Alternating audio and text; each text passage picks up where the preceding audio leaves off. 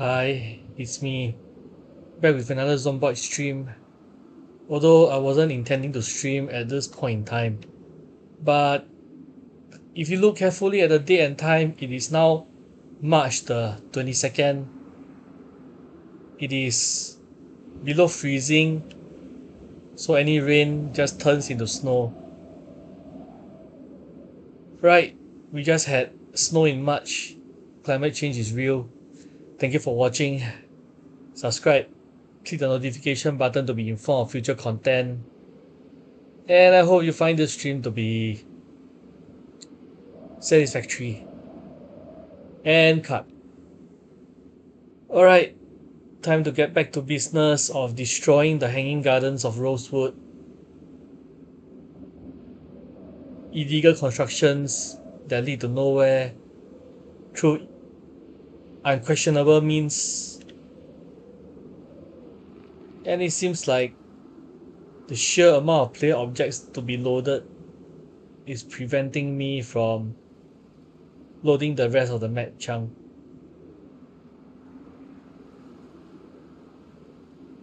I thought I gave the game enough time to load the map. And now I stare at the abyss and the abyss stares back.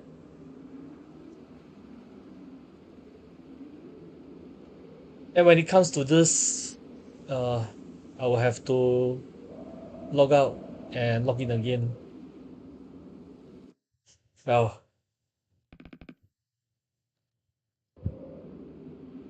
as you can see, my ping is on a dangerously high level.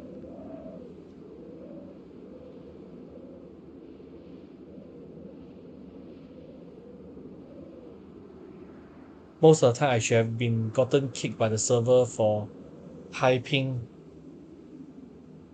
It hasn't. The kicking hasn't been done, but I guess I should be kicking myself. One moment while I re-enter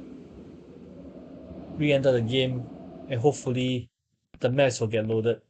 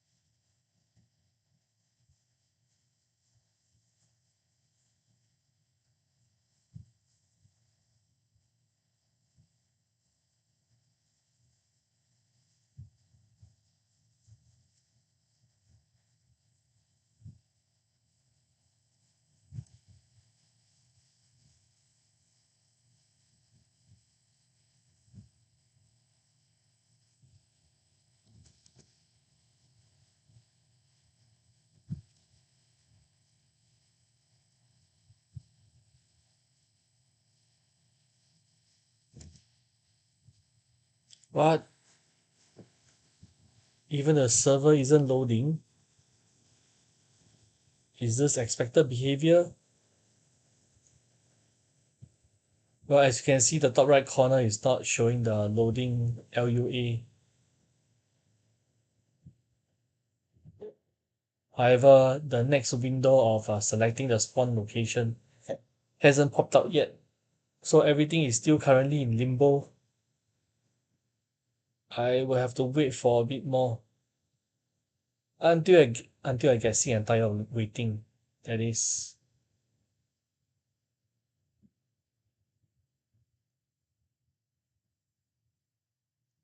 Well, if you are watching this on VOD, just fast forward until you see you see the screen is not showing the Project Zomboid title.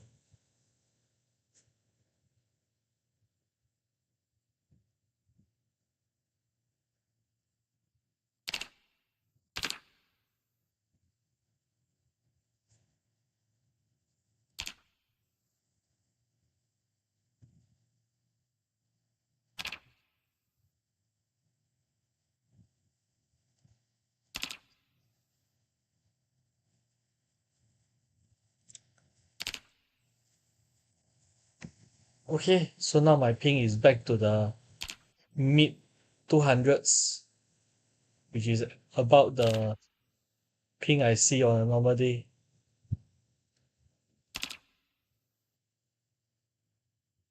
Not responding. Did somebody cut the undersea cable to the Americas?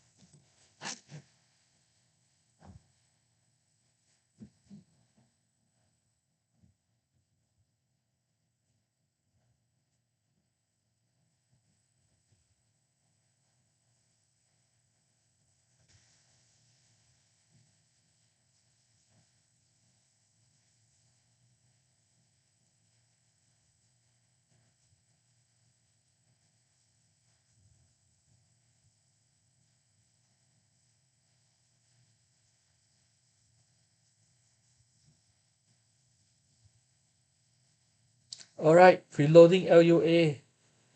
One more step towards getting back into the game.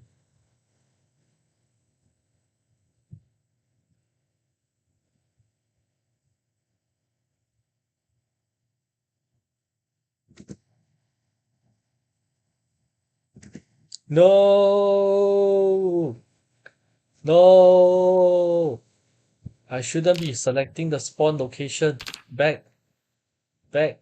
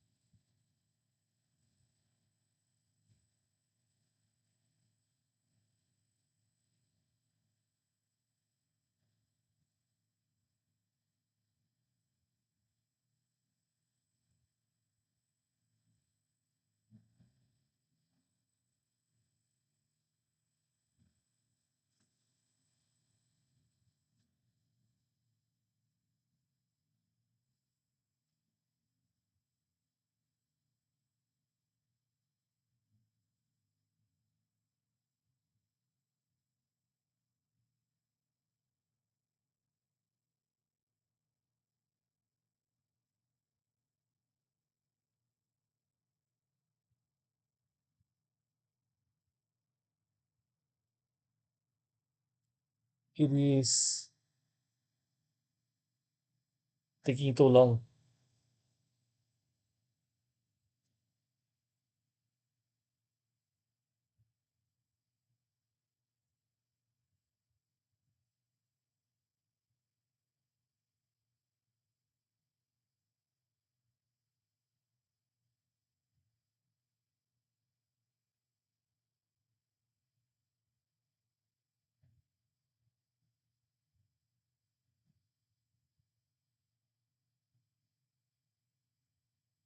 It is taking too long.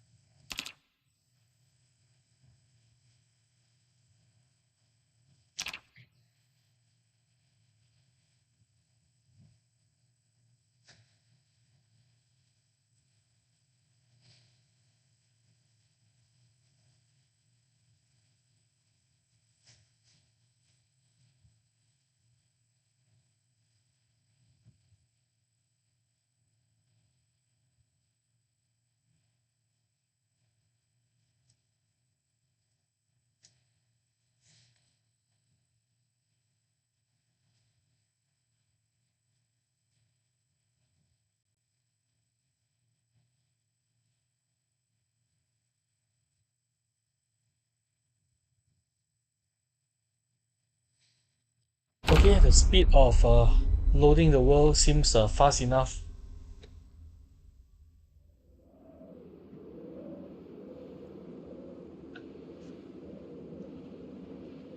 Time does seems to progress. It's now 9 a.m. Uh, am I? No, I'm not the only one on the server. So I guess it's just some problems on my end. And now back to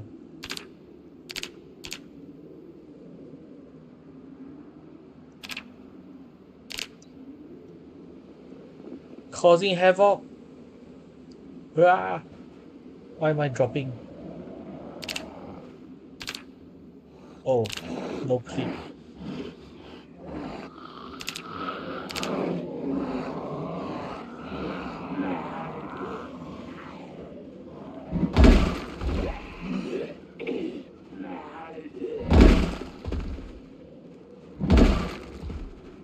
Well, not to worry. The staircase leading upstairs is still operational.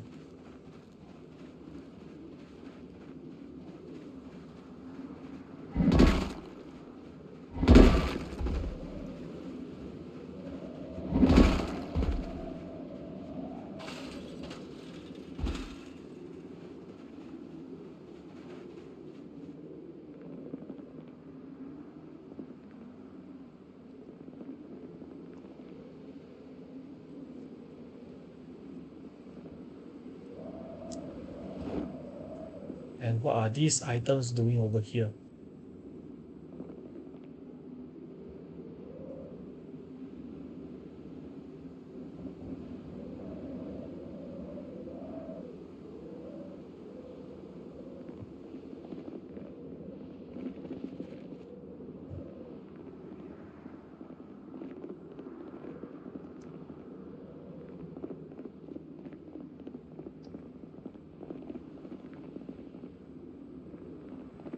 Yeah, just because this bridge is linked to the community center doesn't mean it's legal.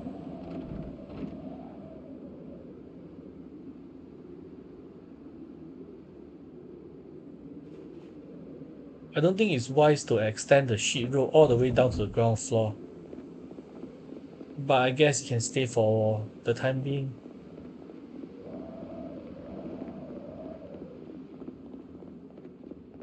While I think about how to destroy this in the shortest amount of time.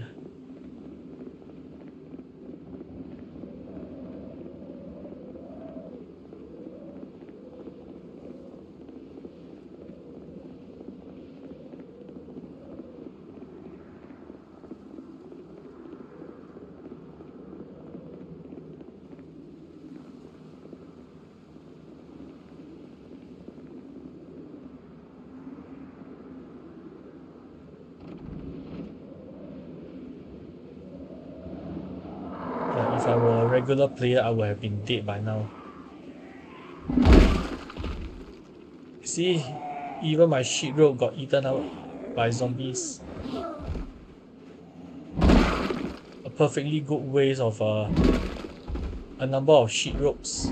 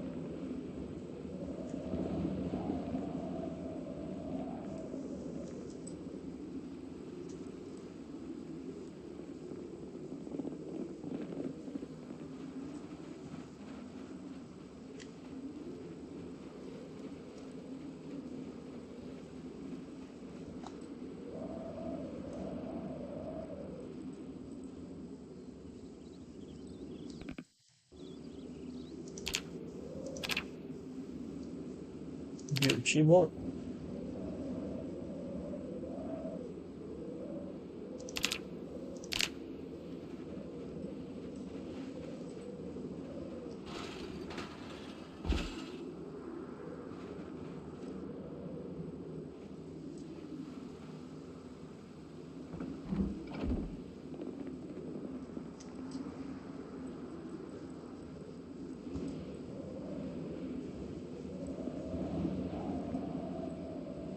Nothing on these shelves.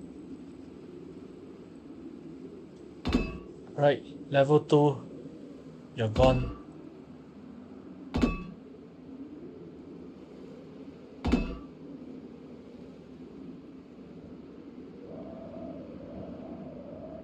Wait, why did I drop?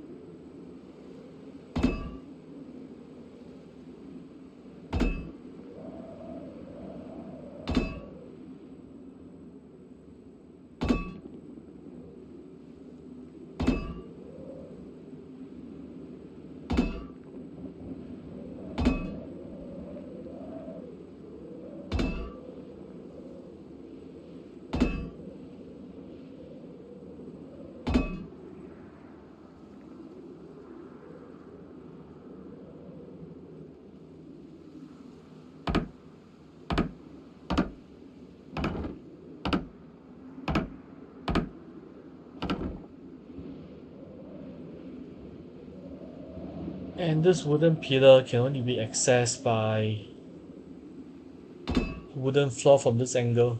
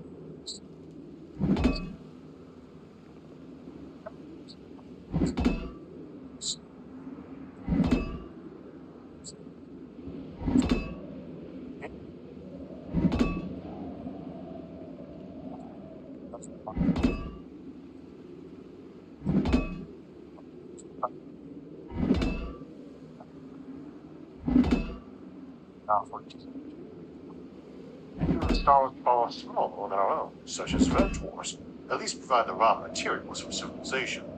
None of these systems are perfect, and in fact most of them would make poor science fiction backdrops. No lush Earth twins with twin moons, no guaranteed second Edens. What they offer instead are challenges, flare stars, tidally locked planets, debris belts and dead companions, but also opportunities for habitats, mining, and energy collection. The reality is that humanity may find more promise in building our own homes than searching for ready-made ones. So today we'll look past Alpha Centauri to the rest of our local bubble, and ask, if we can reach Proxima, Bernard's star and Tau Ceti, what comes next? And which of our stellar neighbors might one day fly the first flags, landing beyond the Sol? But before we get to that, let us also remember that these are entire star systems, many of which have not only more than one planet in them, but more than one star. There are more stars than 25 light years of Earth than there are nations on Earth. And if we share the same planet, then tiny colonies of a few thousand should be able to share one with each other, and certainly can share the same star system. Thus, we should not assume traveling to a star means claiming it in its entirety for a given nation. I have a suspicion that the next couple of decades will see borders on this planet shift in ways they mostly have not since the aftermath of World War II. And if they do, I don't think it will be a move towards more unified, bigger states. In science fiction, it tends to be ubiquitous for Earth to fall under one single government in the future, and even more so that the planets we settle will be unified. But I doubt both. And I think that's a key piece to keep in mind as we begin looking at the local stellar neighborhood.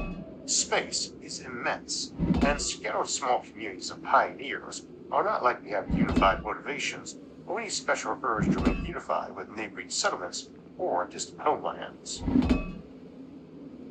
The immediate neighborhood. As mentioned, there are a few hundred stars within 25 light years, and more like 20,000 if we expand it out to 100 light years. Loosely speaking, every time you double the width of your zone, you're getting 2 cubed or 8 times more stars, systems, and planets in it. But that is only approximate, and things are slightly more sparse in the 12 light years closest to us. Whenever drawing spheres like this, it is also important to remember that most of the stars are on the outer region of that shell, not even distributed. Half the system should be in the outer fifth of the sphere, because half the volume of a sphere is in the last 20.6% of its radius. So of those 20,000 stars within 100 light years of us, half of them, 10,000, are at 80 light years or more. Within just an eighth of that distance, 12.5 light years of Earth, our local neighborhood already includes about 20 star systems. Closest of all is the Alpha Centauri triple system, the sun-like stars Alpha Centauri A and B, and their dim red companion Proxima Centauri, with its trio of no planets. Next is Bernard's star, a fast-moving red dwarf of possible super. And that's it for everything within 6 light years. And we'll look at those options in more detail in the first interstellar calling mission episode I mentioned. After that, we have Schultz's star, a red and brown dwarf binary pair, followed by Wolf 359, one of the faintest stars visible from Earth, and where we disastrously battled the Borg in Star Trek. A little farther lies Lalanda 21185, another red dwarf with at least 2 suspected planets. We now have a number of red dwarf systems, and besides Alpha Centauri, that's all the stars we've got in this radius, red dwarfs. That is not unusual. They are the supermajority of stars, and most of the remainder are K-type orange dwarfs. Depending on how we count them, Yellow dwarfs like our Sun and brighter stars make up less than 10% of available stars, much less if we include borderline cases of ultra-dim red dwarfs and the largest brown dwarfs. Where you settle depends a lot on your technology, as if you got decently efficient fusion reactors, you are not just adding in brown dwarfs as possible systems, you're adding in the rogue gas giants or even planets with a decent supply of volatiles, as water, ammonia, and methane are all full of hydrogen and thus deuterium, go to fusion fuel. Interstellar rogue planets won't be short on helium in most cases either, should we get a neutronic helium-3 fusion working. There could be several hundred such bodies within this radius, all floating around by themselves or with a few moons, and all entirely viable settlement candidates, and ones that will probably view themselves as independent systems. Islands, not continents, but not footnotes either. Odds are good that an actual star will always be a preferred target though, whatever its color, because they do fusion for free, and mirrors to concentrate their light are likely to be cheaper to build and maintain than an equal amount of reactor. Nor are we limited to their natural light spectrum. All stars are white light sources, but they have a peak in color. Amusingly, for our yellow sun, it's actually blue-green. For a lot of red dwarfs, the light they give off is more like a classic incandescent bulb or warm bulb, but their peak is usually infrared, and most people want more sunlight light. Amusingly, this isn't likely to be that hard to change. It is very unlikely that any of the planets in the habitable zones of the nearby stars we discussed so far would avoid tidal locking, which would mean permanent day on one side and endless night on the other. This can be addressed with orbital mirrors and shades, or with reflectors positioned at planet's L1 Lagrange point. But even if they were fortunate enough to find a orb that still rotates on something like a 24 to 26-hour cycle, its sunlight wouldn't look much like Earth's. The spectrum would be very heavy in infrared and weak in visible light, especially in blue and violet ranges. To compensate, you might deploy mirrors to reflect visible light, particularly blues, while adding shades or filters to cut back the excess infrared. The same approach works on space habitats that we can build pretty much anywhere there's some rocks and ice balls to harvest, which is probably 99% of star systems. You have to create or reflect all your light into those anyway, so you might as well screen it and use the other wavelengths for generating power while giving yourself your preferred spectrum, which will change over the course of the day and year anyway. I should also note that with the use of a vast array of mirrors, approaching Dyson level coverage, you could position reflectors over a star's north and south poles to bounce light back down, effectively warming its surface and increasing its output of visible light. We call this star boosting, and it also has the side effect of widening the star's equatorial habitable zone, where planets are more likely to orbit. It is a massive undertaking, but not necessarily one that requires exotic technology. You can use other methods to weaken stars as well, but there are even fewer larger stars than our yellow suns like ours, so this isn't a big concern. Indeed, the first star significantly brighter than our sun, Sirius A, is our next system, a blazing A-type primary paired with a dense white dwarf companion. Not far beyond lies Procyon, another bright star with a white dwarf partner. Amusingly, in nearly every such pairing, the smaller white dwarf was once the heavyweight of the system, outmassing its companion before shedding nearly half its mass in the course of becoming a red giant, then a white dwarf. Procyon A itself is just entering that transition, currently a subgiant, the stage between main sequence and red giant. These white dwarfs, now the faint footnotes of their system, were once the kings. It's also tempting to think of such systems as ancient, but in truth, Procyon is less than half the age of our sun, while the Sirius system is only a fraction as old. Sirius B likely collapsed into a white dwarf when dinosaurs still ruled the Earth. Neither Sirius nor Procyon offers a great option for a classically habitable planet. Sirius B follows a long elliptical orbit that brings it as close as 8 AU to Sirius A, about 8 times Earth's distance from the Sun. Any planet in that region would likely have been heavily perturbed, and likely flash fried when Sirius B swam to a red giant 100 million years ago. Sirius A itself is the brightest star in our night sky and about 25 times as luminous as the Sun, which puts its habitable zone centered around 5 AU, 5 times wider than ours.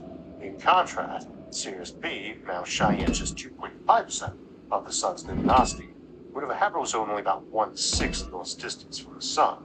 Ironically, a stable Earth-like planet is probably more plausible around the white dwarf than around its blazing sibling, though any such war would have had a violent past. Procyon is a little more forgiving. Its two stars stay farther apart, with the closest approach about 9 U.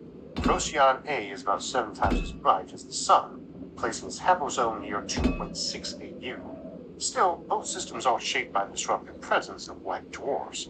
As we explored in other episodes about red and white dwarfs, some here is far more likely to focus on asteroids and deep space habitats than on planets. Stars more massive, about 30% of the Sun's mass, eventually swell into red giants, and nearly all the white dwarfs we see today began as stars larger than our Sun, which would have roasted their inner systems. Volatiles on nearby worlds and even the Kuiper Belt-like zone would be stripped away under the glare of a giant hundreds of times brighter than the Sun. Some may later be restored when the outer layers are shed as a planetary nebula, but much will be lost. These systems may prove decent miasmites, with some leftover debris that still cleans them, but they are poor candidates for early planetary settlement. Beyond this range, we also find the quiet Ross 128 with its planet Ross 128b, and Luton star with two conformed super-Earths, including a potentially habitable Luton B. They are red dwarfs, so we won't repeat the approaches to keep them settled. The orange K-dwarf Epsilon Iridani has one confirmed gas giant, with a possible second one and 2 debris disks, while Tau Ceti, a near-solar twin, hosts multiple candidate planets. Beyond these better-known names are a host of red and orange dwarf multiples: 61 Cygni, Struve 2398, Kuiper 60, Groombridge 34, Lacaille 9352, and Captain Star. Even fainter are the triples of PZ Aquarii and Luton 726-8, better known as the flare star UV7. Teagarden star rounds out the list, one of the smallest known red dwarfs with 2 candidate planets. All told, within 12.5 light years of Earth, we already have some 40 stars, white dwarfs and brown dwarfs, more than enough to keep early interstellar explorers busy. Expanding the range, notable K, G, and F stars in 25 light years. There's not many, if any, ideal classically colonizable star systems inside this range, but if we push out to 25 light years, that rises sharply. As mentioned, we've got some borderline cases just inside the original 12 light-year bubble, but let's focus only on these nearer Sun cases going forward and work our way out. At just over 10 light-years away, again, is Epsilon Iridani, an orange K2 dwarf. It's a young and active star surrounded by 2 debris disks and hosting at least one confirmed gas giant. A long favorite in science fiction, it's also one of the more promising nearby settlements for eventual settlement, and probably the most valuable, or at least desirable, after Alpha Centauri itself. A little farther out, at 11.4 light-years, we find 2 famous pairs. 61 Cygni A and B are both K-type dwarfs, an orange double that has fascinated astronomers since the 19th century for its large proper motion. Both are variable stars, shifting brightness over time. A is about 15% as bright as our Sun, B is even dimmer at 9.7%, but is a flare star, making it suboptimal for a classic habitable planet. It can use the Lagrange point electromagnets to deflect away excess solar wind from any planet, powered by the star bombarding it. They are far enough apart that either could host its own haplozone planetary system. No planets have been spotted yet, but there are good basic indicators. While there is some debate about it, they are probably older than us too, by over 1 billion years. So not only might they be good settlement targets, they might already have life. At 11.8 light years, we encounter Epsilon Indi, another K-type dwarf accompanied by a pair of brown dwarfs. This system is particularly interesting as one of the closest brown dwarf pairs, offering a look at objects bridging the gap between stars and giant planets. Close behind it, at 11.9 light years, is Tau Ceti, a near-twin sun. It hosts several candidate super-Earths and a massive debris disk, making them the most tempting targets for study and perhaps even eventual colonization, especially as amazing feedstock for built habitats. Beyond that, a dozen light years, at 16.7 light years, we meet Altair, a bright A-type star. Altair spins so rapidly that it bulges at its equator, giving it a distinctive profile and making a notable oddity among nearer bright stars. It's about 10 times brighter than the Sol, so has a haplozone 3 times wider than ours. It's actually under 100 million years old, so has a lot of life left to it, even given its brighter and short-lived nature, probably a good billion years. That's not much on astronomical timelines, but it's thousands of times longer than human civilization has been around, even in generous estimates, and could easily have tons of planets and even thousands of decent minor planets to settle. So I think it might be less obviously desirable than the near suns being mentioned, but as an A7, it's just a bit bigger and brighter than our main range of discussion, and maybe much more useful than them. Pushing nearly 19 light years out, Sigma Draconis, a G9 dwarf, offers a quiet, sun-like star with high stability and a long life expectancy, while at 19.9 light years, Delta Pavonis, a G8 dwarf, stands out as one of the closest near-solar analogs and a favorite candidate in exoplanet studies. At 20 light years, we find E2 Iridani, G6 star with suspected planets, yet another member of our extended solar neighborhood that might serve as a stepping stone for human expansion. Finally, on the edge of our 25 light-year survey, we come to Beta Hydrae, a G2 subgiant about 24 light-years away, and Fomalhaut, 25 light-years distant, a bright A-type star surrounded by a striking debris disk. Both are fascinating in their own right, though they represent very different stages of stellar evolution. As we imagine journeys beyond Alpha Centauri, it's worth asking who, or what, will actually build those starships. That's the question behind my new Nebula exclusive episode, Autonomous Space Industry, where AI and robots run the economy. We'll explore how machines could build the next great wave of human civilization, from orbit to interstellar space, faster than we ever could alone. And when you're ready for something closer to home, SCAV, our Nebula, offers another side of human genius. Every year, the University of Chicago dives into a 4-day, 20-page-long scavenger hunt that turns the campus into a whirlwind of fun, science, and sneak pride creativity. SCAV follows 3 top teams as they race through the madness. It's hilarious, heartwarming, and pure energy. Nebula is home to many fascinating originals like SCAV you won't find anywhere else. It's also where every episode of SFAA premieres days both on YouTube and elsewhere.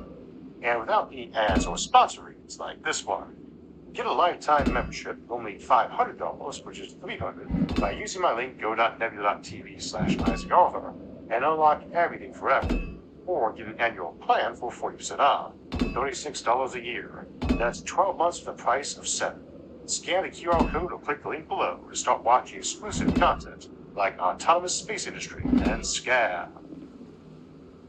Even more.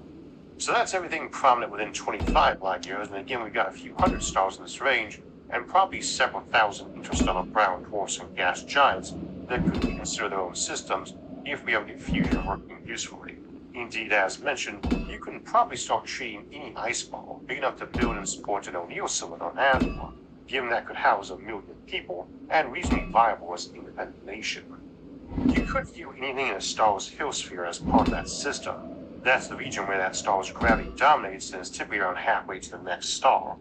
Alternatively, you might just put it as exactly the half point between stars, but realistically, anything much beyond 108 US dubious.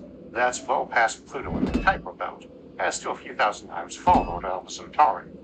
If any interstellar habitat chose to view itself as an independent system, it would have 108 U or more to itself, and you could then have a few trillion such sectors inside this 25 light-year bubble we've been looking at. Even if we expanded that to be 100,000 AU, the outer edge of the Oort cloud, you still have a few thousand such sectors, and I can almost guarantee the vast majority of those will either have some decent-sized rogue body in them, or be strategically valuable enough that someone plants a habitat there and sends it the raw materials to sustain itself. It's a bit ironic that fusion both makes this possible and makes it possible to get to other stars without needing all those relay points in between. If we remain limited to fission as our power source, your travel times are probably maxed out at 5% of light speed. At least you've been able to settle those areas deep enough to be able to build big infrastructure like interstellar laser arrays. And honestly, even 5% is a bit much for fission. Don't assume you can't do these relays and way stations with fission either. As we noted in the first interstellar colony mission episode, a Stanford Taurus scale habitat with around 10,000 people can live fairly energy lavish and grow their own food on 20 to 30 tons of uranium or thorium a year.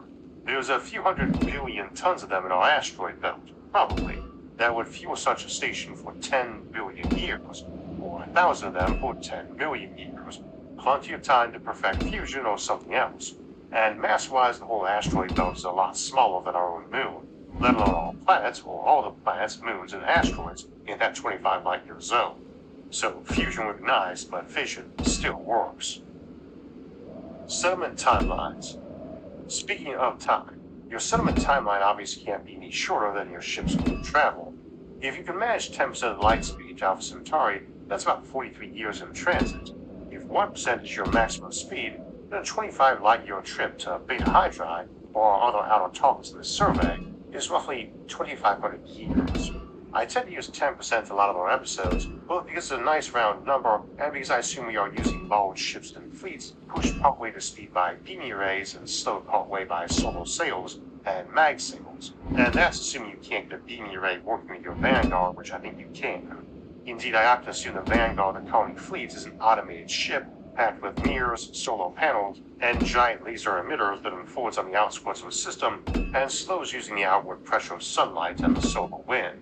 It either parks around that star, or at least slows enough to run its beam for a while and push a twin a bit further behind. Rinse and repeat until you build that pushing beam array in orbit of that star. That array then helps slow the rest of the fleet, which are also using hydrogen bombs or fusion drives for a braking. And when I say laser, I really mean any particle or photon beam. A pushing system might fire charged hydrogen for magnetic deflection, or even neutral atoms the ship can scoop, shed momentum to, and then expel its propellant. Such braking maneuvers work far better on the brighter stars, which may then become your first natural beachheads as we move outward.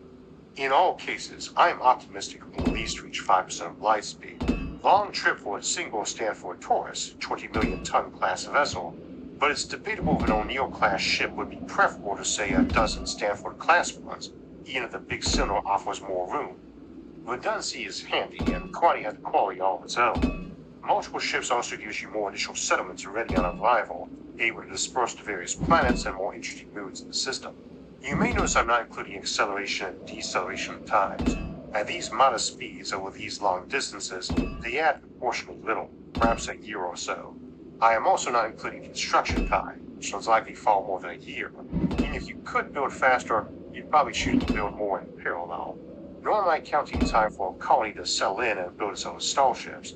I do not think any early colony would get that done before Earth sends out a mission, at least within the first 25 light years, perhaps even the first 100 or more. So I'm assuming every settlement in this range launches directly from Earth, with few true way stations, except maybe binaries or Proxima Centauri. I think we would build a lot of them en route, though, peeling a ship off from a fleet to settle some rogue planet direct along that general pathway, and establishing a base there.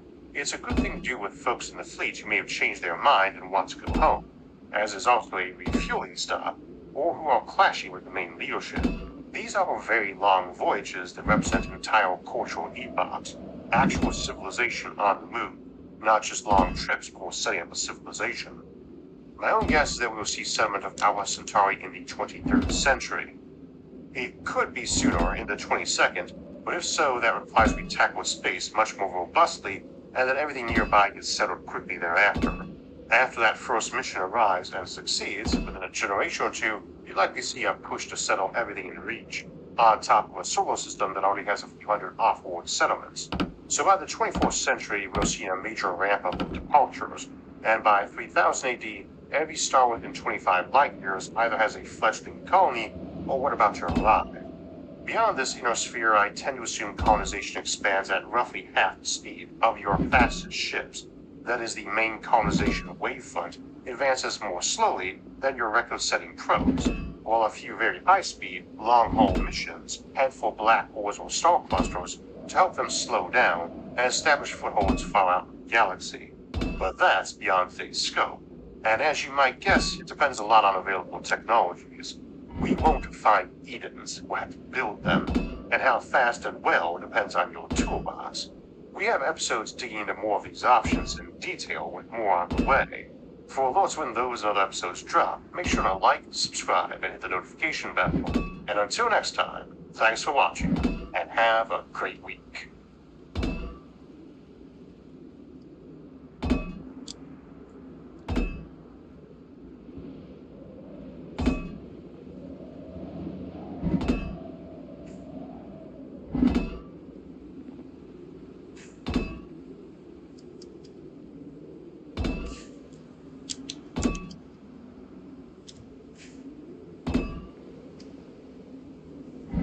wonderful person, this is Anton, and today we're going to discuss some of the recent discoveries and recent, somewhat exciting announcements about the asteroid Bennu. The asteroid that was visited by NASA back in 2020 in order to retrieve pristine samples from its surface. And the asteroid that's just like Ryugu visited by Japan potentially represents material left over from the formation of the solar system, and it contains some of this ancient stuff that our solar system was made from 4.6 billion years ago. But in just the last few months, there's been quite a few announcements and quite a few unusual discoveries, including things that really nobody expected. And so let's talk about what scientists discovered inside this rock in a bit more detail, and of course, why this matters. But everything here really starts with a very simple but profound question. Where exactly did ingredients for life on Earth come from? So basically, why do we exist and why did life start on our planet? And well, one of the leading theories here suggests that many of these building blocks possibly arrived to Earth from outer space, either through the cosmic dust or from various meteoroids and various asteroids striking the planet. And in the modern era of space exploration, there is at least one small space rock that seems to provide us with a lot of comprehensive answers. This is of course the rock we're looking at. Although this is what it used to look like back in 1999. These are a series of glowstone radar images showing us Bennu as it rotates. And so it was really only last year, in 2024, that NASA finally reported some of its initial findings from the OSIRIS-REx mission, whose goal was to collect samples from this rock, because it seems to represent some of the most pristine material from the birth of the solar system. And here, even the first discoveries were quite surprising. A lot of different fundamental components for life were already present here, including the evidence for ancient liquid water, and even stardust that seemed to be older than the sun itself, which almost right away made these samples priceless. But now, after just over a year, we have new results and even more unusual data. But first, why this asteroid? And why is this so important? Well, because this is what's known as a near-Earth asteroid. It's extremely close to our planet and may even one day collide with our planet, and represents a group of asteroids that very likely did the same. They were orbiting close to planet Earth and eventually landed on the surface, delivering a lot of stuff in the process. Also, unlike other asteroids, it's relatively small, approximately half a kilometer in size, and has a very stable orbit that brings it close to Earth every 6 years. So it's actually pretty easy to send a mission here and to retrieve any samples. But once again, this is also technically a potentially hazardous object, which might one day collide with our planet. And this is also what's known as a rubble pile asteroid. It's not just one chunk and not just one rock, but it's actually just a bunch of snowballs and tiny rocks all stuck together with gravity and electrostatic forces. And along with the other asteroid Ryugu that looks very similar and that was visited by Japan, this is part of the Polana family of asteroids, which exist in the main asteroid belt between Mars and Jupiter. And all of them were very likely formed the same way. A larger asteroid collided and shattered, eventually creating a bunch of debris that then coalesced, forming these new objects. So all of them are basically a result of a major collision, most likely billions of years ago. And so 9 years ago, NASA launched OSIRIS-REx, a mission that took a few years to reach this asteroid, and then once it collected samples, took a few years to return to Earth. And here this mission became pretty famous back in 2023 because scientists had a lot of trouble trying to open the capsule. But after a few months, they finally did, retrieving the samples. And the reason why it was done this way and not any other way is because researchers really wanted to avoid any possible contamination. They wanted the sample to be as pristine as possible. And so this was literally like a time capsule, letting scientists look back to what solar system was like before any planets existed and when the solar system was still developing. And so by studying these samples, it can then allow us to figure out what sort of ingredients and what sort of elements were already present back then, and then start to make conclusions about where life possibly started and how it started, and where all of the life ingredients came from.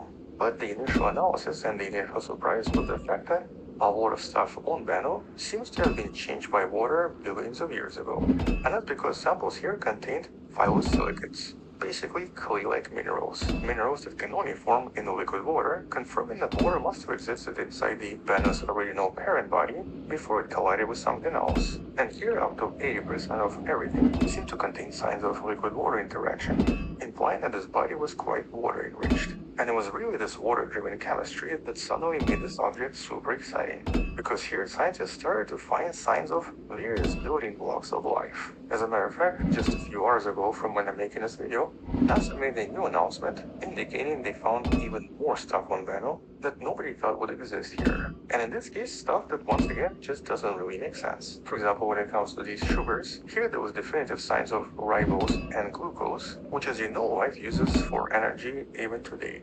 And ribose is obviously one of the parts of RNA. But there was absence of deoxyribose, which is what DNA contains, which in this case actually supports something really important.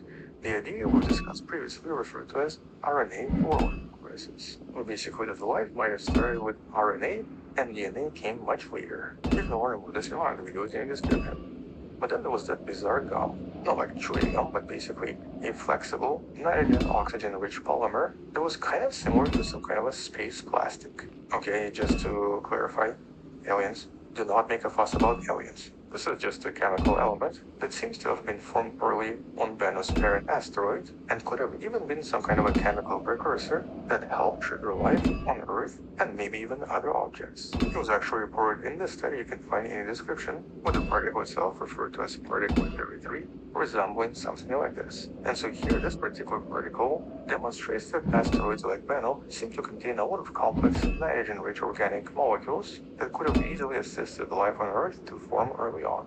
But that was just the beginning. We also had several other studies from a few weeks back that definitively confirmed the presence of 14 different amino acids, which are the building blocks for proteins, once again in pristine conditions and existing in relatively large amounts. As a matter of fact, the most recent study even detected the traces of 15th amino acid, tryptophan. So yeah, that's stuff that's supposed to make you sleepy if you eat turkey, which as far as I know is actually an urban legend. But importantly, tryptophan has never been definitively found in any of the extraterrestrial material before, with Bennu essentially being the first object where this amino acid seems to exist in at least small amounts. And in case you're wondering though, this is roughly what one of these samples looks like, and this is what the scientists had to work with. But in addition to amino acids, something else was found here as well. A lot of samples also contain 5 nucleobases. These are, of course, the important components that make up RNA and DNA. And so the fact that we found building blocks for proteins and DNA and RNA, or basically genetic blueprints, is an extremely exciting discovery and basically provides a lot of evidence that most of the stuff that eventually gave birth to life possibly came from outer space. Not to mention, scientists have also found additional stuff like different salts, including phosphates, which are also critical for DNA and are also crucial to metabolism. And so many of these ancient compounds were extremely likely formed through chemical reactions inside the ancient brine or a very salty liquid inside the parent body, which might have been perfectly suited to kickstart some of these precursors for life that would then deliver to planet Earth. And so here the findings expand the evidence that prebiotic organic molecules that eventually resulted in early life could have actually been formed inside these primitive space bodies extremely early on, as far back as 4.5 billion years ago.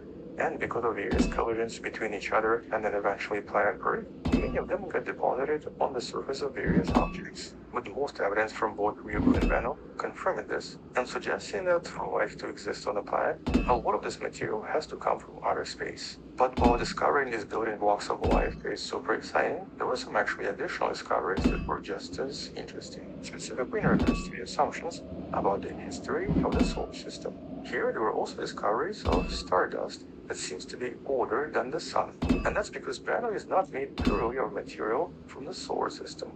Its parent body was formed from a mixture of material from close to the Sun, and very likely far away from the Sun itself, that possibly even contains stuff from other stars. And so here the samples seem to contain ancient stardust, so basically grains that predate the formation of the solar system and seem to be older than 4.6 billion years old. And scientists confirmed this dust by examining its age and by discovering its unique isotopic composition. Basically, the ratio of certain isotopes was different from what we find in the solar system. And that means that the original cloud of gas and dust that eventually formed the Sun and the planets most likely already contain pieces of other stars that must have gone supernova or shed their outer layers a long time ago. And compared to other asteroids, Venus seems to contain at least 6 times more supernova pre-solar grains than what we've seen in other asteroids, which means that Venus must have had origin in a very dust-enriched protoplanetary disk region that seems to have preserved some of this ancient material. And so this additional study on the abundant supernova dust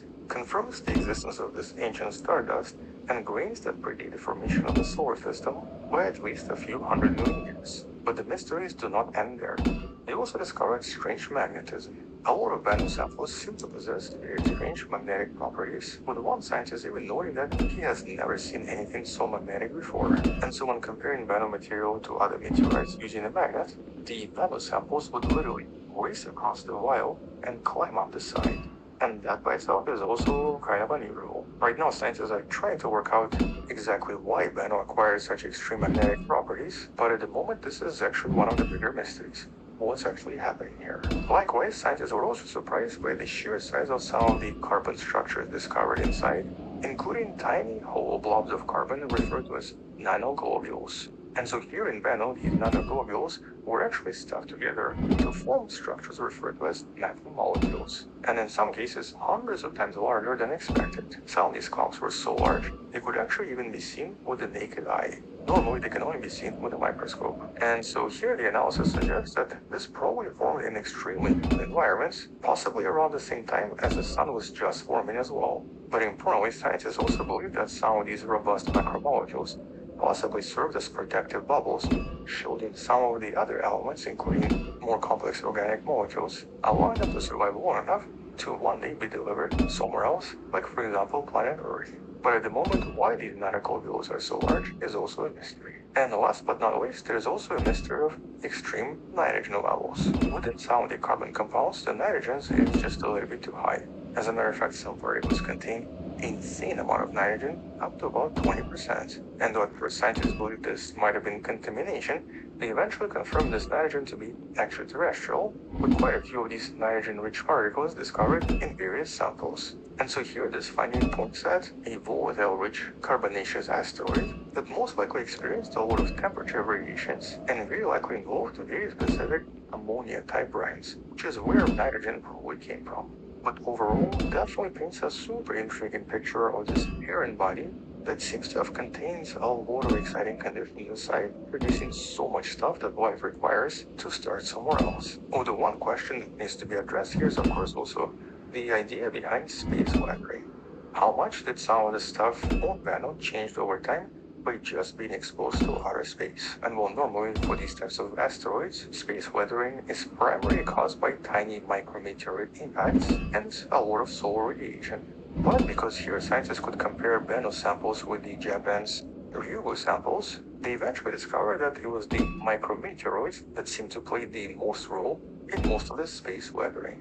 And so for instance, Bennu's surface particles show the signs of various impacts through miniature melting structures in at least 20% of material, which was dramatically higher than in Ryugu that only had about 50%. And so this kind of shows us that a lot of these rocks still actually undergo a lot of transition and evolution over time as they orbit the solar system for billions of years. But the overall conclusion from all of these studies is that Bennu definitely contains an extremely complex mix of stuff. It includes ancient material from before the solar system was born, it includes organic material formed inside the original body, and it also includes some of the solids formed closer to the sun and through the interaction with micrometeoroids. But importantly, most of the evidence right now from both Bennu and Ryugu still presents these asteroids as essentially these delivery trucks for building blocks of life that possibly resulted in Earth eventually becoming habitable. So basically a lot of raw chemistry required for life might have come from these. But it's really only been 2 years, and I'm sure there are going to be more discoveries as these samples are analyzed even more, and as researchers discovered additional stuff. And so in the next 4 or 5 years, we might actually have additional answers, or might even discover something else that nobody expected that may once again change some of these conclusions and present us with a new story. Nevertheless, at least for now, when it comes to trying to find life somewhere out there, the chance of life existing somewhere else has now actually increased just a little bit. Mostly because these types of rocks elsewhere. Quite a few of them landed on Mars, for example, and quite a few of them impacted some of the objects orbiting Saturn and Jupiter, and so there's a very high chance that some really exciting stuff is happening on, for example, Europa, Ganymede, or Titan that one day we might be able to discover. But until we learn something else, or until we discover something else from either Bennu, Hugo, or similar asteroids, that's pretty much all I wanted to mention. These are definitely exciting discoveries for the search for extraterrestrial life, but right now we don't have any definitive answers yet. Thank you for watching. Subscribe. Come back tomorrow to learn something else. Support this channel on Patreon, where you can find additional videos without any ads, and where you can DM me directly, or by joining a channel membership that grants you early access. You can also support the channel by buying the wonderful person featured in the description below. Stay wonderful. I'll see you tomorrow, and as always, bye. And if you have hang out long enough, you have just heard who was that? Anton Petrov and Isaac Otter.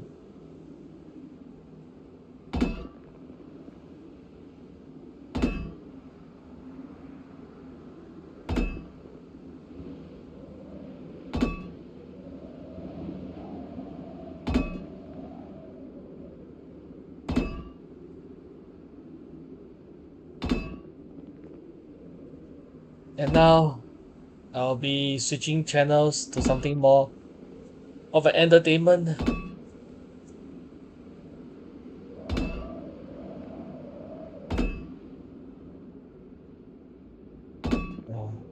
I'm just not suited to yapping, especially not when I'm supposed to be doing repetitive work.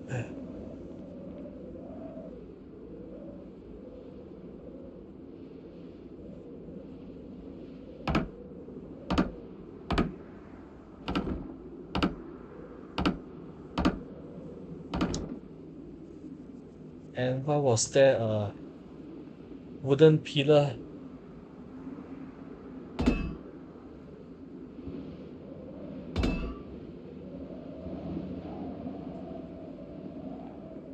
But maybe to a certain extent, yes, there are certain opportunities are maybe made for people who are younger. But that doesn't mean that are shut out from it necessarily. And older age, at an older age. It's just that there might have to be a different pathway now. I don't know. Why so melodramatic? I've always dreamed of doing nothing. I hope I can pick that up. All the best to you. What line is it? Speaking of what I need to do, I started years ago, that is sketching. Oh. Example, to go back to sketching, there is a YouTuber who is called Gamushan, who made a video about being creative. That's creative art is important. I really strongly believe that. Yeah. I mean, yeah, somebody who's more like creative and somebody who likes art. Yeah, so I just can't imagine not having that in my life.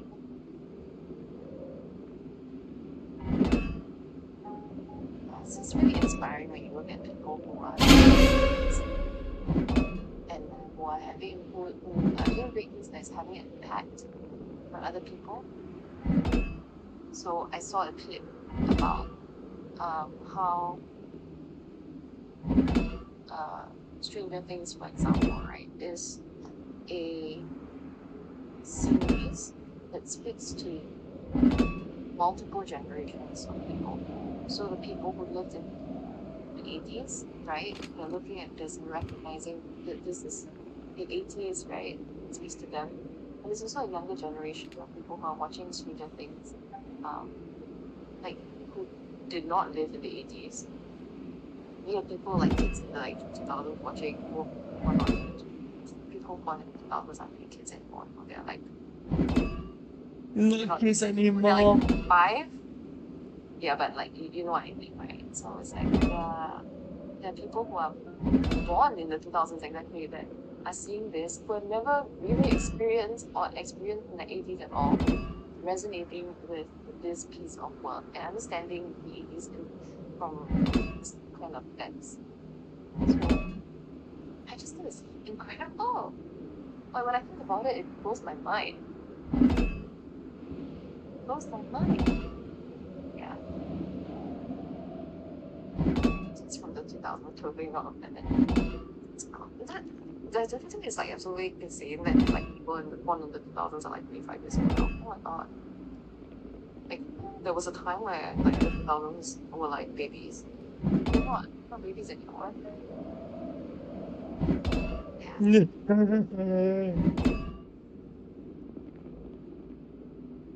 I have three songs actually. I mean, I have my own like Gano Go, which is I sing all the time. Okay, and with that later. I have two. Okay, this is from a series that I watched in like I think it was like but it's called Smash. I don't know whether you guys have heard about this show before, but I thought it was super. I was like really into it. It's like about the making of a musical. Yeah. I was like super invested in it. I was like, oh my gosh, that's so interesting that this is what goes behind making a Broadway production. I mean, it's fictional, of course, but dramatized and yeah. But that was really interesting. It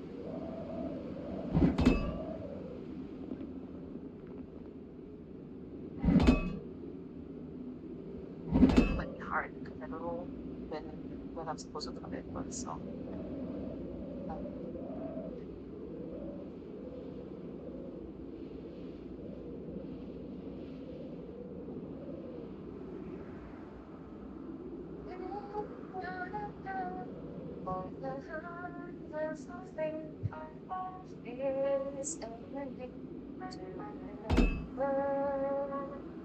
The past fades away because I saw mistake. No, she's gone. She's moving on. A smile and your photos is when I do it.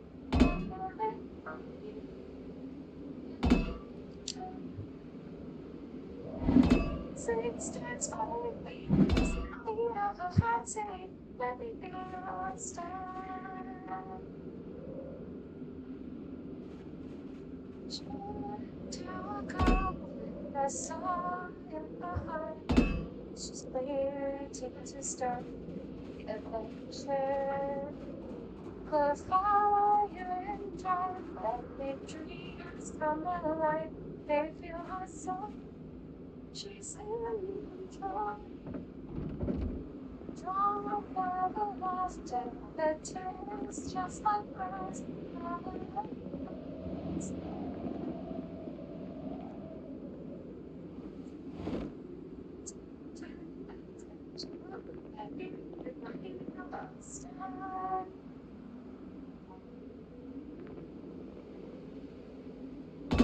It's a short movie of the whole song, and I recommend like the song.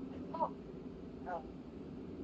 let me be a star. So actually, the show itself is called Smash, right? It's about making a musical about Marilyn Monroe. Yeah, I sound like a Disney princess with the voice crack and everything. I don't know. I like it. It's a very musical style. There's a very strong early 2000s Disney vibe. It's so Catherine McPhee sang part of this. Because Catherine McPhee was like playing one of the actresses that was trying to get the role of Marilyn Monroe. Yeah. It's so good. I actually really enjoyed the show. I'm not sad that it got cancelled. Was it cancelled? I don't know. Thank you for being so nice.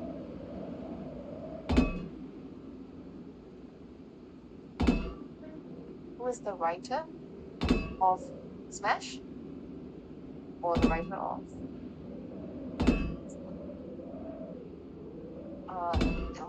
House 2012 is 2 seasons. Oh, it's based on what was something? Smash is an American musical drama television series created by playwright Teresa Rubeck for NBC.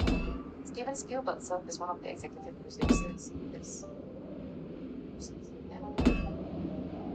Synopsis: the difficulties faced in producing a show on Broadway are shown through lives of the actors and performers.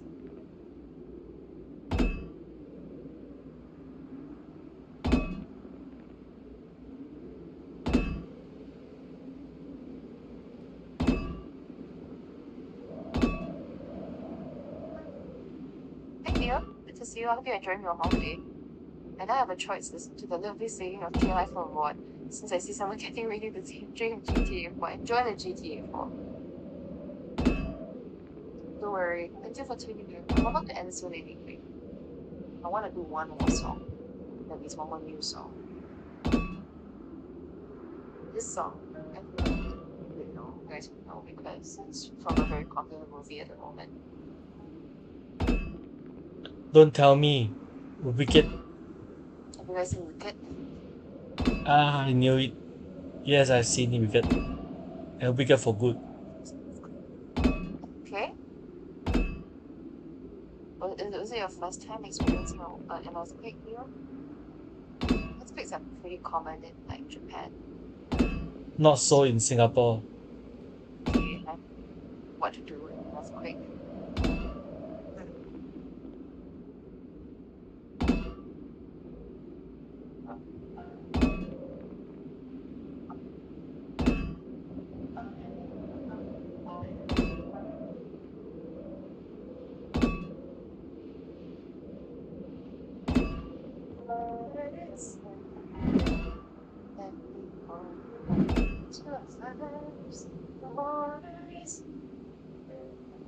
Bringing souls they must work only you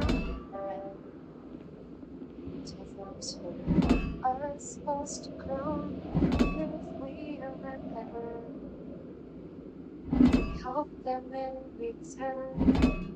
And I don't know if I believe that's true, but I know I'm who I am today because I knew you. Like a carnival as it passes the sun, like a stream that meets a boulder halfway through the wood. Say my heart been changed for the better, but because I knew you.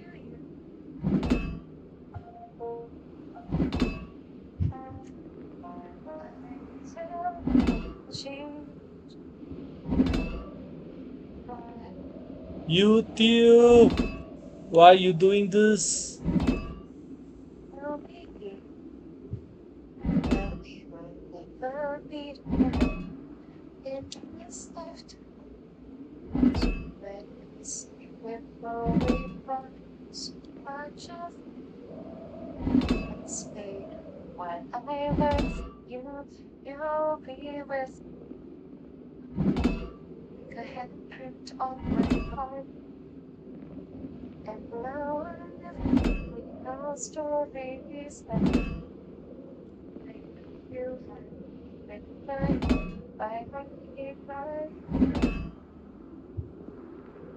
like a ship that was flying by a wind of the sun.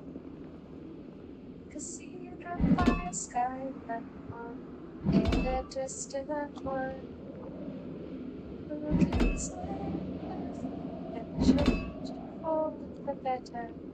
But because I knew it, and so I have been changed for surprise, surprise. The flames keep burning, but we knew someday it could be good. It's nice to know that this little shreds past. And I've been blazing rightly wrong. I could go. Is it resistance? That is a mountain. Halfway through the world. I can say if I've been changed for the better. I do believe I have been changed for the better. And because I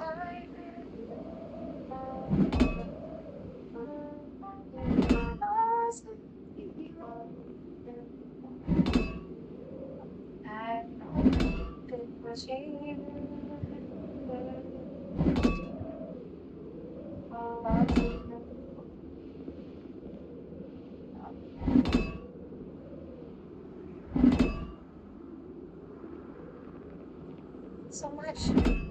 I don't for the super chat. Thank you so much. I'll end my stream after this classic song that I sing all the time. Thank you guys so much for watching.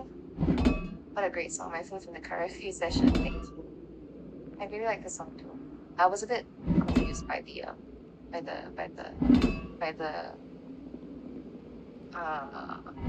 key, because it's a lower key. I was like drifting upwards. Anyway, one last song and then we'll end the stream. Thank you guys so much for watching. Thank you so much for being here for Parents of Zombie. Really glad that you got to tune in. I hope to see you around soon. I do karaoke sessions sometimes, but usually I stream horror games, although not so much lately. Some kind of cozy game.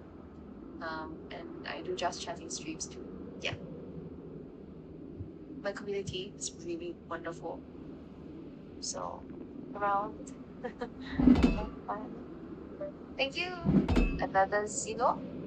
Thank you for the patches. Okay, awesome. See you guys next session. Stay smooth.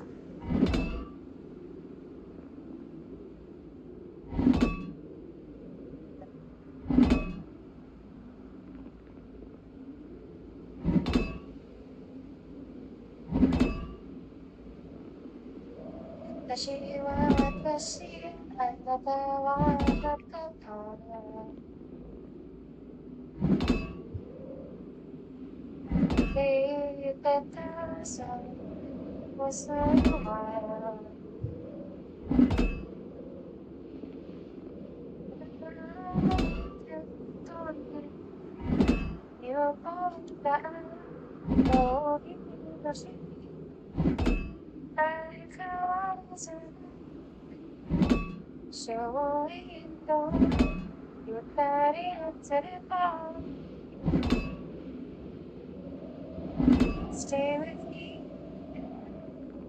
You're the key.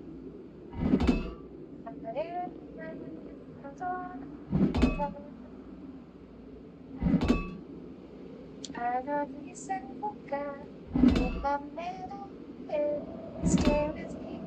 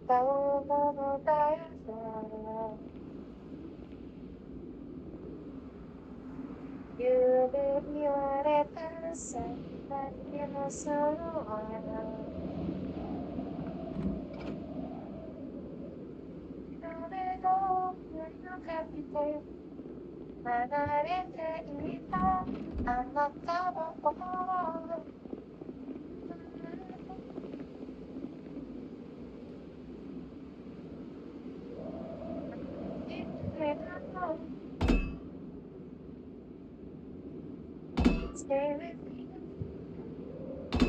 You're the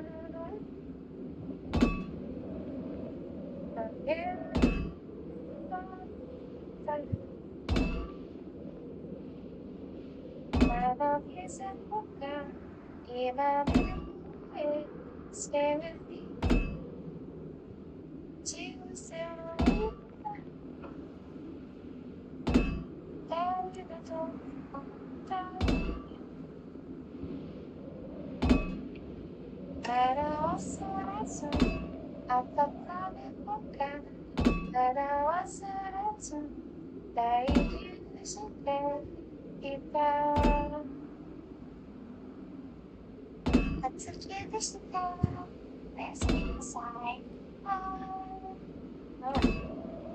And that has been Kie, a VTuber based in Singapore.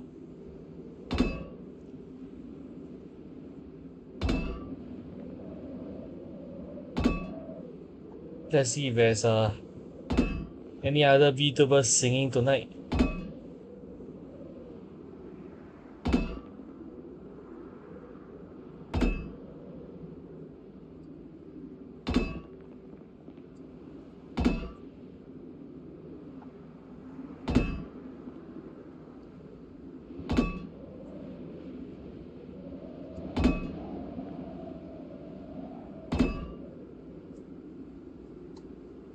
Okay, I seem to have found another one.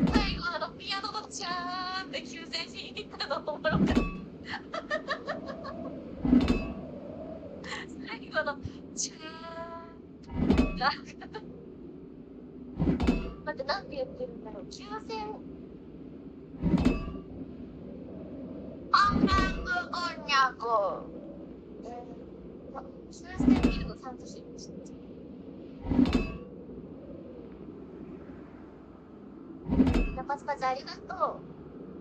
ラッパクもいっぱいありがとう。9000人おめでとうもありがとう。レピー。レピョイ。とってもハッピー。本当にありがとう。ここまで。鼻水出てきた。ごめん、あんまりなんか。あんまなんか。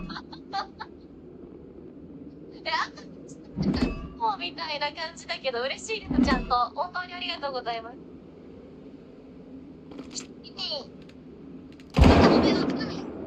一重になんかめでたい。本当にありがとう。なんか本当に、はい。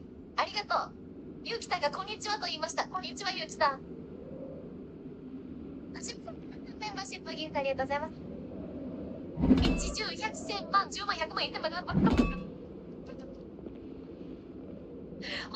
シップを取られてめっちゃ嬉しい。ありがとう。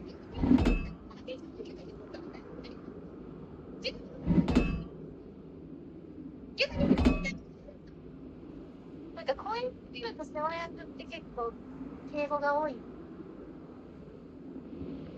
大ギフありがとうございます。じゃあ許可も記念にメンバーシップギフト投げておくね。さあ、からになりますので、こちら。いいよいいよいいよいいよあ、夢川夢川当たったお友達にも当たりました。おめでとうございます。はい、ありがとう。受け取れなかったか。入ってるとね、受け取れないんだよね、どうやら。許可もね、あんまわかんないんだけど、なんかこうやって作ったらね、なんかメンバーシップ入ってると当たんないらしい。2016年は一番の景色見たいです。応援して見させてください。頼んだ。あ、頑張ったメンバーシップギフトありがとうございます。ありがとう。Oh, this sheet road is a phantom sheet road. Don't think it can be used.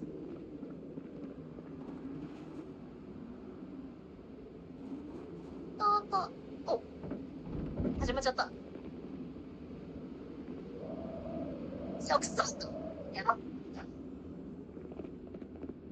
歌いましてよ、ちょっとね、読んでたら。もう浴槽じゃあ、浴槽上がりネオンテトラになろう。そしたら。この場合は。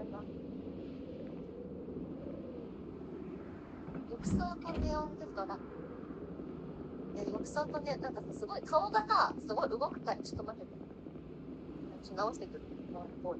なんかマイク2個出てんだけど、何事そんなにマイクやらない。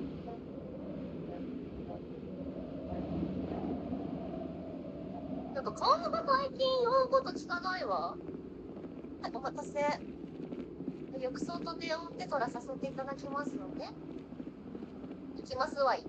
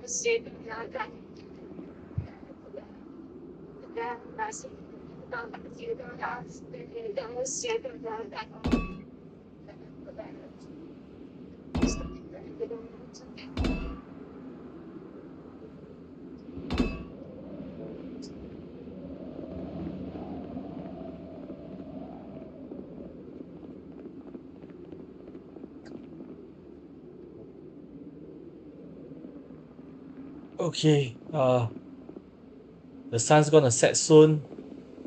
The next part of the stream will be most likely done in total darkness. So before I lose any of the viewers who are hanging around, thank you for watching. So what we have done so far will be to remove the sky bridge that overhangs this part of the Rosewood Community Center. Serves absolutely no purpose other than a quick entrance and exit from the higher floors that has nothing to do with the community center. So what I'm going to do next will be to demolish the highest floor, which is the 4th floor of this hanging gardens. And then on a future stream, I will be thinking of what to do with the actual base that makes up the core of the hanging gardens of Rosewood. I might have to keep all the items, most likely redistribute the inventory. Well, in terms of how to distribute it, I've yet to come up with a working solution. I guess the most easiest and straightforward way would be to just pack it all up and leave it in a crate outside the house.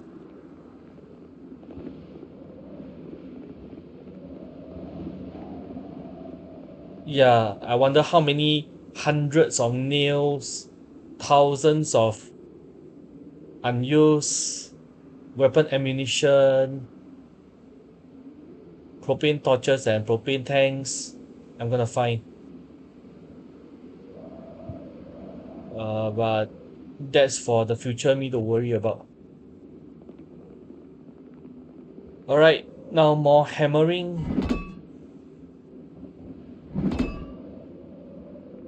And once the 4th floor is gone, maybe I can start thinking about how much of the 3rd floor should I have it remain intact.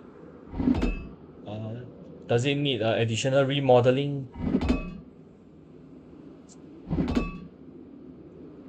Because unless you are telling me that an entire family or community of players are living here, there's absolutely no reason for one player to encroach on the safe house limits of the other adjacent default buildings.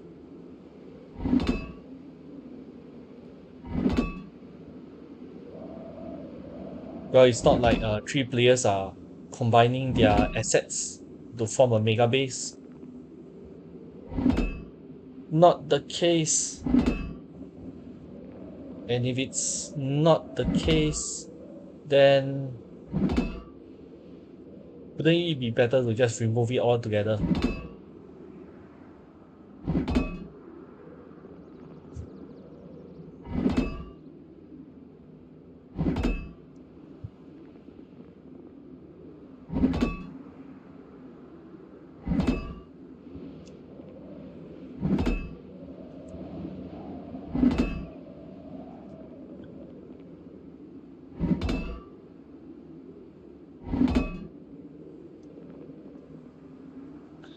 Okay, and back to making myself less insane.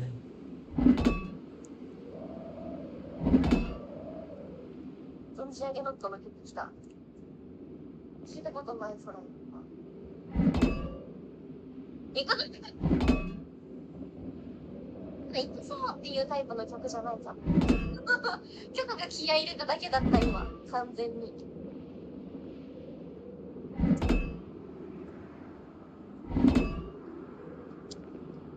電波として電波。ちょっと。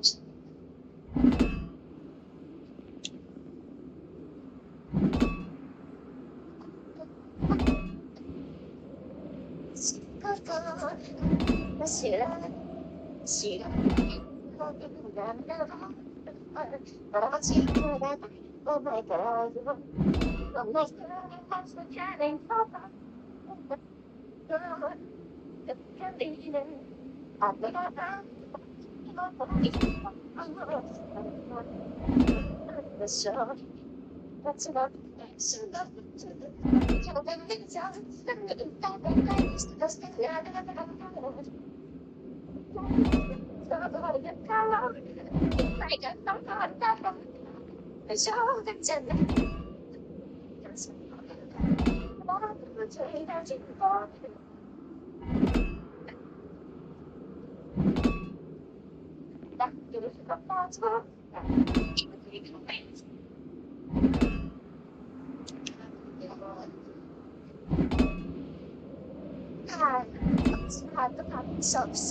しまえば自治体のない感情を持ってもいたって策略なんて変なのになる。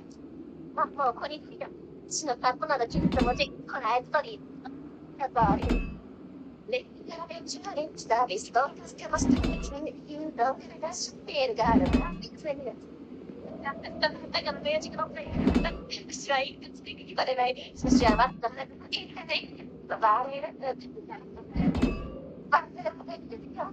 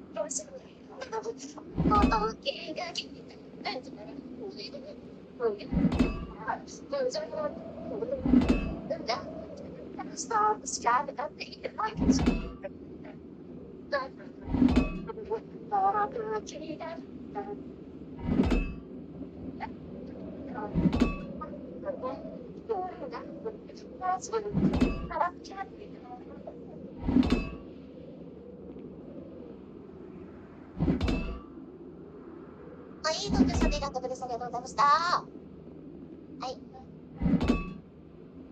いいともくつありがとう。パチパチもありがとう。あと何が当たるの？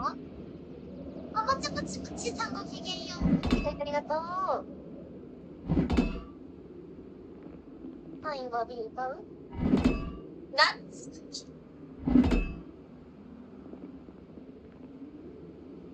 またのアイドル最後はごきげんよう。とても良き登場、よかった。あ、自分の頼むの最後はビー。久しぶりだけどできるかな？手早くの断髪芸にも関心を向けてくださいとコメント欄にもご注目ください。コメント欄の世話役にもご注目ください。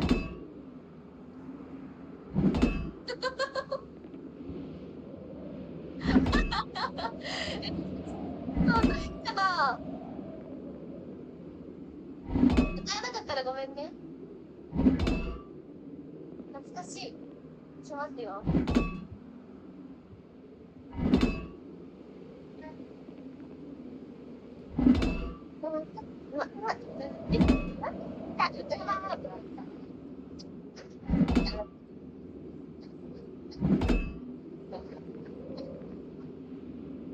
B41.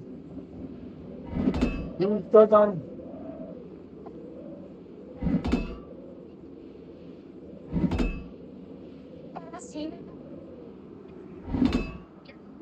Oh, there are more.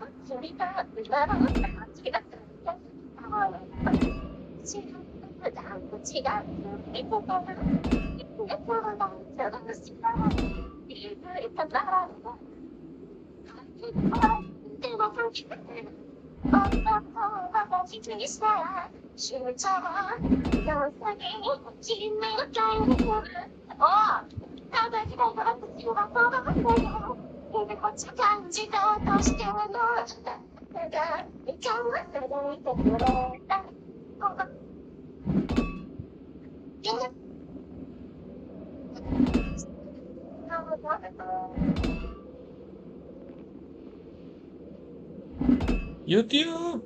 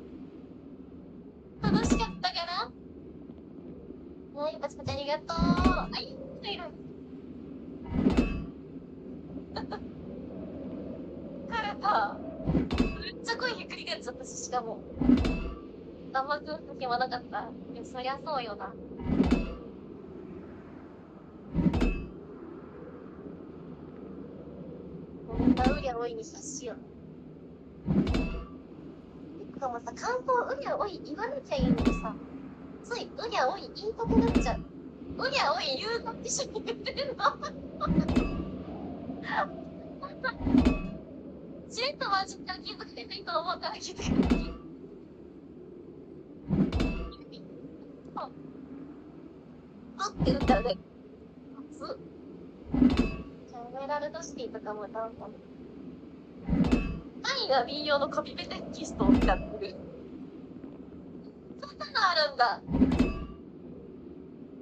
コピペテキストとか。さあ、待って、でもさ、待って、一旦君の聞きたい曲教えてくんない？あ、でもエメラルドシティ喜んでるから。エメラルドシティ喜んでるから。エメラルドシティ。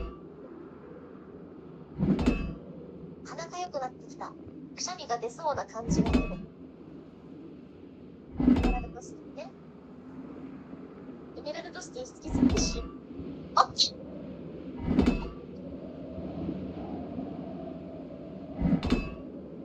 おい。誰？新人さんがいるわ。聞かして。MS 好きすぎてマジキュンキュンキュン好きすぎて別心拍数のビル上昇中ただ健やかに生きていてねそれだけで信じてマジキュンキュンキュン好きすぎて別どこまで惚れてる君がノンフィクションだな心臓もったんだ理性もったんない心臓もったんない四六時中ずっこ中君だけを見つめてたいありがとう誰さんジャーニーさんじゃないジャーニーさん殺して殺してDon't be a man just for being I don't care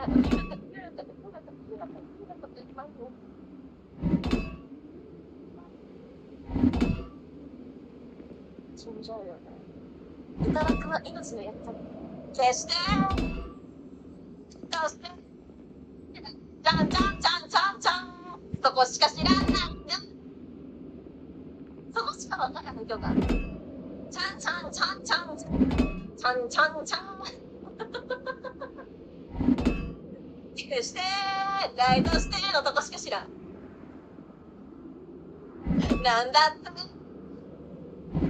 ごめん、なんもわかんないって話。どうぞ、先乗りたい。消せるもんも消せないわ。ちゃんちゃんちゃんちゃんちゃんちゃんちゃんちゃんちゃんちゃんちゃんちゃんちゃんちゃん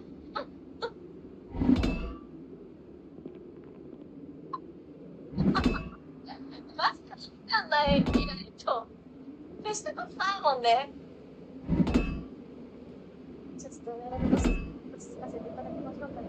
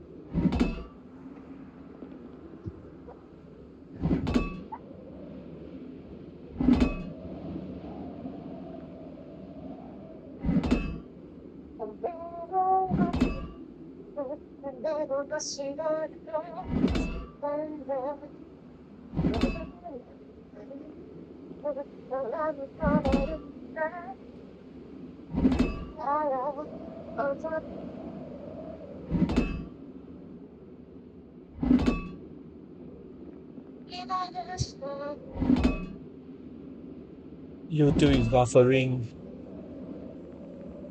and the buffering is causing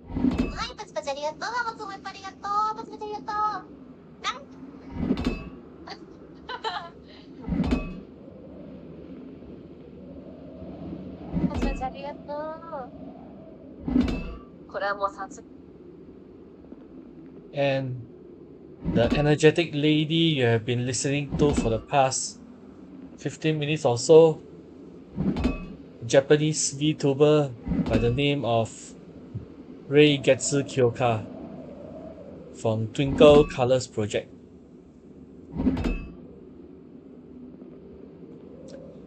And the in-game time now is 8 o'clock, the 22nd of March. All morning it has been snowing, and what looks like an incoming blizzard was fortunately just a fog, and the fog cleared out about 6 p.m. in-game time. Snow has seemingly evaporated, so I guess if you're gonna tell me that it was snowing in March, probably wouldn't have any footage to prove except for this live stream. Climate change is real. Why would there still be snow in Kentucky in the end of March?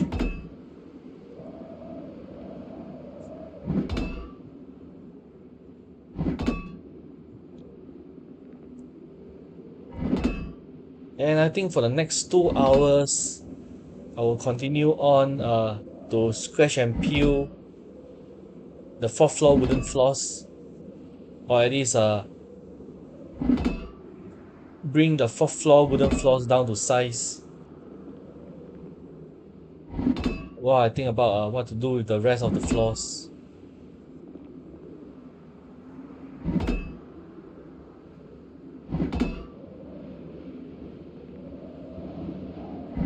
Well, for now, let me just find another video to watch, and then I'll probably call it a day once the video ends. I guess it's relatively late over here in Singapore. It's 12 midnight. I wonder if I have the mental fortitude continue doing such repetitive work.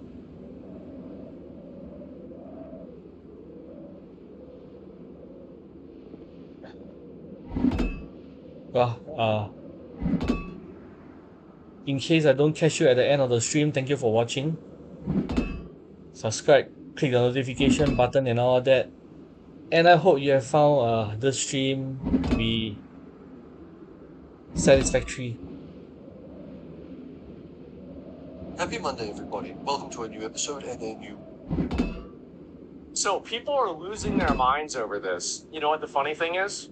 The top comment is about me. The top post is about me. So, yeah, and then let me see here. Oh, there's another one here. Even whenever it's somebody else's event and everybody else is being discussed, somehow it's still about the same 4 people. The same 4 people and how they reacted to the event with everybody else, right?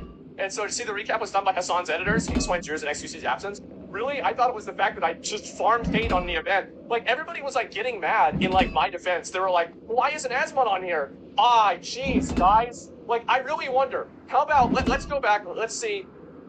Let's look at why. It's all crashing down. This is a 2 million view video. And this is a full-length video, too, of Cutie Cinderella crying.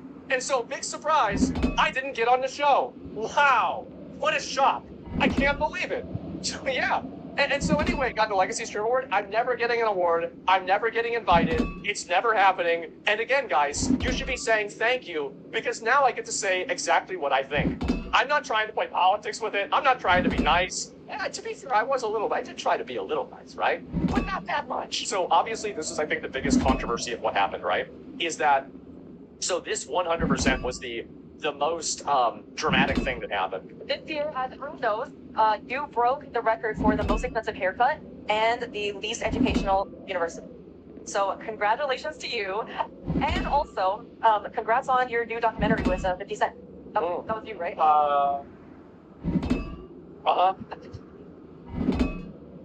Yeah. Oh.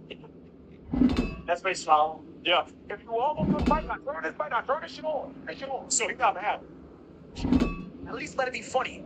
Oh. Whoa. Making jokes, at least let it be funny. Oh. Have a good night. Here.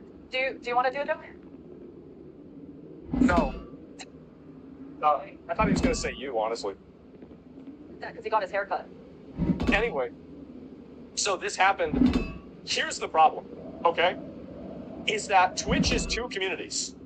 The fact is that anybody would have known this, right? Anybody would have known, like, and let's be honest, like, this is a situation, I'm going to give you my opinion on who's right and who's wrong.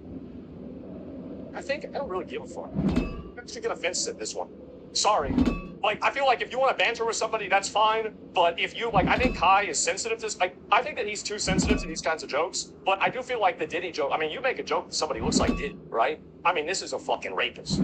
He's a fucking rapist. So it's not going to sound that good, right? Kai's sensitive? Well, yeah, he doesn't like these jokes, right? And so, like, I think he's too sensitive, but that's his right to be, that's his right to feel that way, right? He just doesn't like that shit. It's the same as, like, for me, like, for example, like, I don't like a lot of Twitch memes, and I don't like people talking to me in a weird way either, honestly. But it depends on the way it is, right? And so, at the end of the day, if you're putting on an event, you don't really want to go and make the people that come to your event uncomfortable. You don't want to make them uncomfortable. And, like, if you knew anything about Kai, you would know that he's not about these jokes. You would know that he doesn't like this kind of stuff. And so you shouldn't go and say something like that to him, because it's going to make him uncomfortable and it's going to be weird. And so, really, but at the same time, I do think that, you know, Ty Lil coming in there, responding, and trying to get in his 2 cents is being an asshole for sure. So it's one of the things where, like, I think the banter is fine, but if other people don't, then it's their right to draw the line there. I think it totally is. You came to the event, yeah, you're going to show up to the event, promote the event, bring your fans, and talk about it and everything like that, and then you're going to get made fun of and called that you're Diddy and say that Streamer University was non-educational. It's just like, again, there's some people that just don't like that. They don't like being talked to like that, and there's nothing wrong with that. Jokes are a risk. Yeah, exactly. Don't respond for me. It puts Kai in a weird spot. Yeah, I mean, maybe, right? And so is that really the way I mean, like, y'all know what I'm saying about this? Any joke is okay as long as it's funny. It was a shit joke. I mean, I just like honestly, like I guess, right? I mean, I guess a lot of people make jokes about like fucking, you know, Kai looking like Diddy, and like the thing is that what I think is so funny. Oh God, I'm gonna make this a race thing. I'm gonna do it. So all the time, people compare like me and Charlie all the fucking time. They say, "Oh, I thought this was the same guy." Now, in my opinion, I think they're fucking insane. Charlie is a much better looking guy than I am. He's got black hair, I've got brown hair, he's got a way better hairline too. But for some fucking reason, people think we're the same person. It's ridiculous. And so I feel like maybe it's like and most of the time people say that are not white, right? And so it might be one of those fucking things. And it is kind of like maybe a racial thing. And it could be seen as patronizing or rude to people who are black. I don't fucking know. But at the end of the day, I know that if you go and you compare somebody, you go, yeah, exactly. And I know this might not seem, yeah, it is racial. And I know, and you know, maybe people might not want to hear that, but I think that's the truth, is that it's a Mandela effect, exactly. And so at the end of the day, this situation happened, and you make a person uncomfortable, they flew out or came out to your event. I think that really you made a mistake. You did. You made a mistake by making a person uncomfortable at your event. And I think they shouldn't have told it. They should have known this about Kai. They shouldn't. I knew this about Kai. And so, like, how are you going to give this guy 4 awards and then not even know, like, you know, what kind of person he is, right? Is that weird? Is that weird? Like, that's honestly the way I feel about it. So, yeah. And you're not going to go back. He's probably going to go back. It'll be all right. And but the thing is that that's classic fan. She's a DJ. Oh yeah, I think she's great. I thought the jokes were really funny. I mean, that one I could see. I could easily see why somebody wouldn't like that, right? I mean, for sure, it's easy to understand that. But like at the same time, you know, I think she's funny for sure. And like I don't think she's really I don't think she's doing it out of bad taste. She's not a bad person, right? She's not trying to make Kai look bad. She just tells jokes, and it's a different community, right? And so I think that's really the problem: is you bring half of the community that loves to make Diddy jokes, they love to make sex jokes. They love this depreciation banter stuff, and then you have the other half of the community that fucking hates it. And so you put all these people in one room, and you're gonna have a culture clash. You are. You're gonna have it. It's gonna happen. And so and you see this on Twitter all the time. Like it was Hose Mad the movie last night, the extended edition, because it went into the morning. I see so many people complaining and getting mad about this. It's insane. Yes, and projecting much? I'm not me. Am I projecting? I don't think I'm projecting at all. So yeah, and what about the Ellen DeGeneres? That guy was pissed. Well, I mean, I thought Ellen DeGeneres was being cutie, right? So it's okay. But like, you know, you can like Ludwig, I think, is more okay with jokes like that because he's part of a different community. He's not the same way. But like again, if you're gonna bring somebody to an event, you should probably make sure that you understand what their comfort level on things are, right? It's not really that crazy, is it? I think it's super normal. So which community is mad? A lot of it. So the main people that are mad are cuties fans.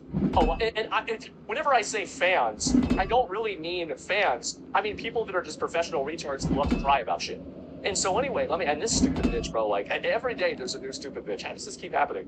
And so anyway, I'll pull all the rest of this here. FaZe and Hassan getting trolled all night, but the line was drawn at a Diddy joke. See, this right here, like I get where you're coming from at the same time, but like, damn, bro, do you really think that there's no difference between being compared to like a meme or FaZe versus like being compared to a fucking serial rapist, molester, Harvey Weinstein, fucking freak that had 1,000 bottles of baby oil when his house got raided? Like, really, you get compared to something like that? Like, that's a whole lot. And soft that generation. And the thing is that, again, I don't think that there's a problem with jokes like that either. But I would never, like, here's a good way to look at it, right? This is just like, by the way, this is called being normal. I'm going to show y'all. And by the way, if y'all are needing advice from Asmongold on how to be normal, you got to check yourself into a fucking asylum, all right? But here's the facts. If you go, like let's say I have like other friends that are parts of families, and like, you know, they have a kid in their family that maybe has Down syndrome or autism, and they don't like the word retard because it personally offends them. You know what I do?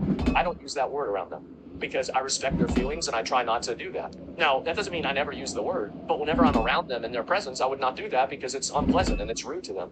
So that's it.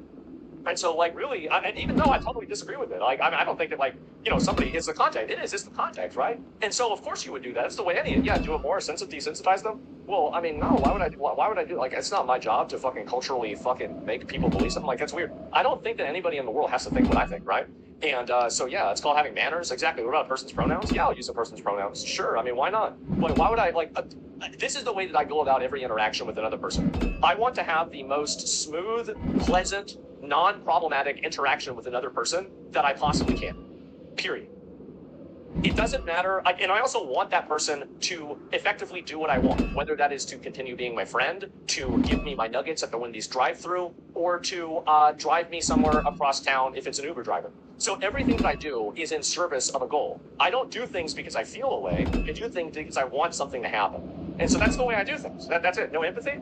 Well, I mean, like, I do have empathy in a way, but like, I don't want to use this word because it sounds like it's very fucking, pretentious, right? But it's like an intellectual empathy, right? Where like I can understand how and why they would feel this way, even though I wouldn't necessarily agree with it, if that makes sense, right? And that's the way that I feel about it more than anything else.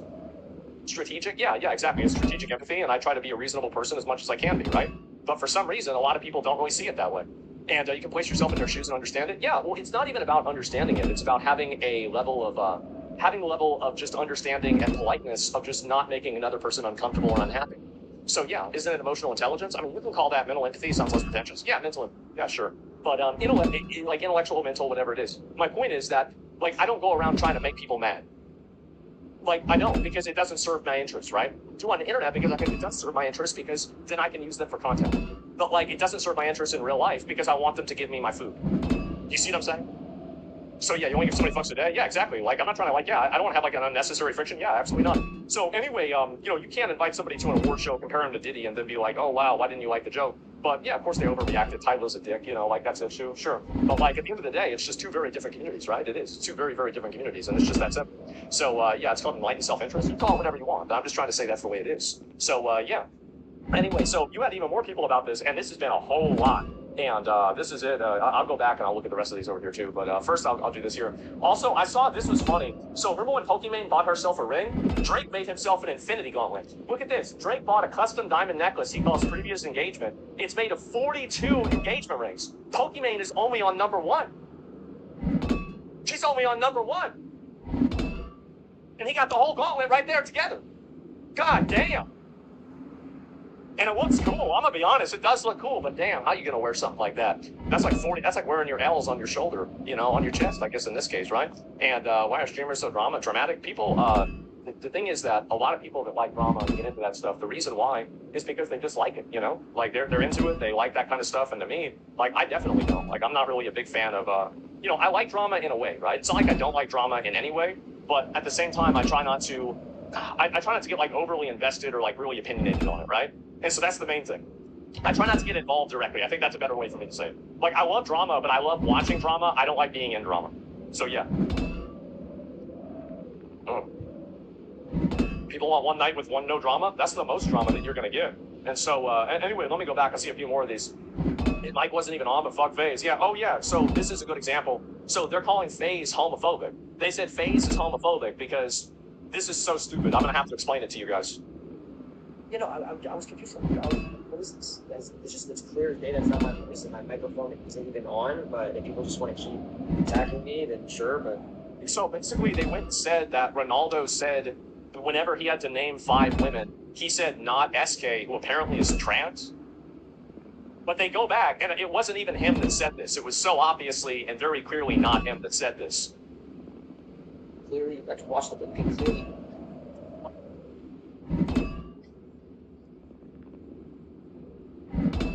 Yeah, this sounds nothing like you have it. I just started talking. I don't know what's nice. I don't know. See that they just turned your mic's not even on the whole job.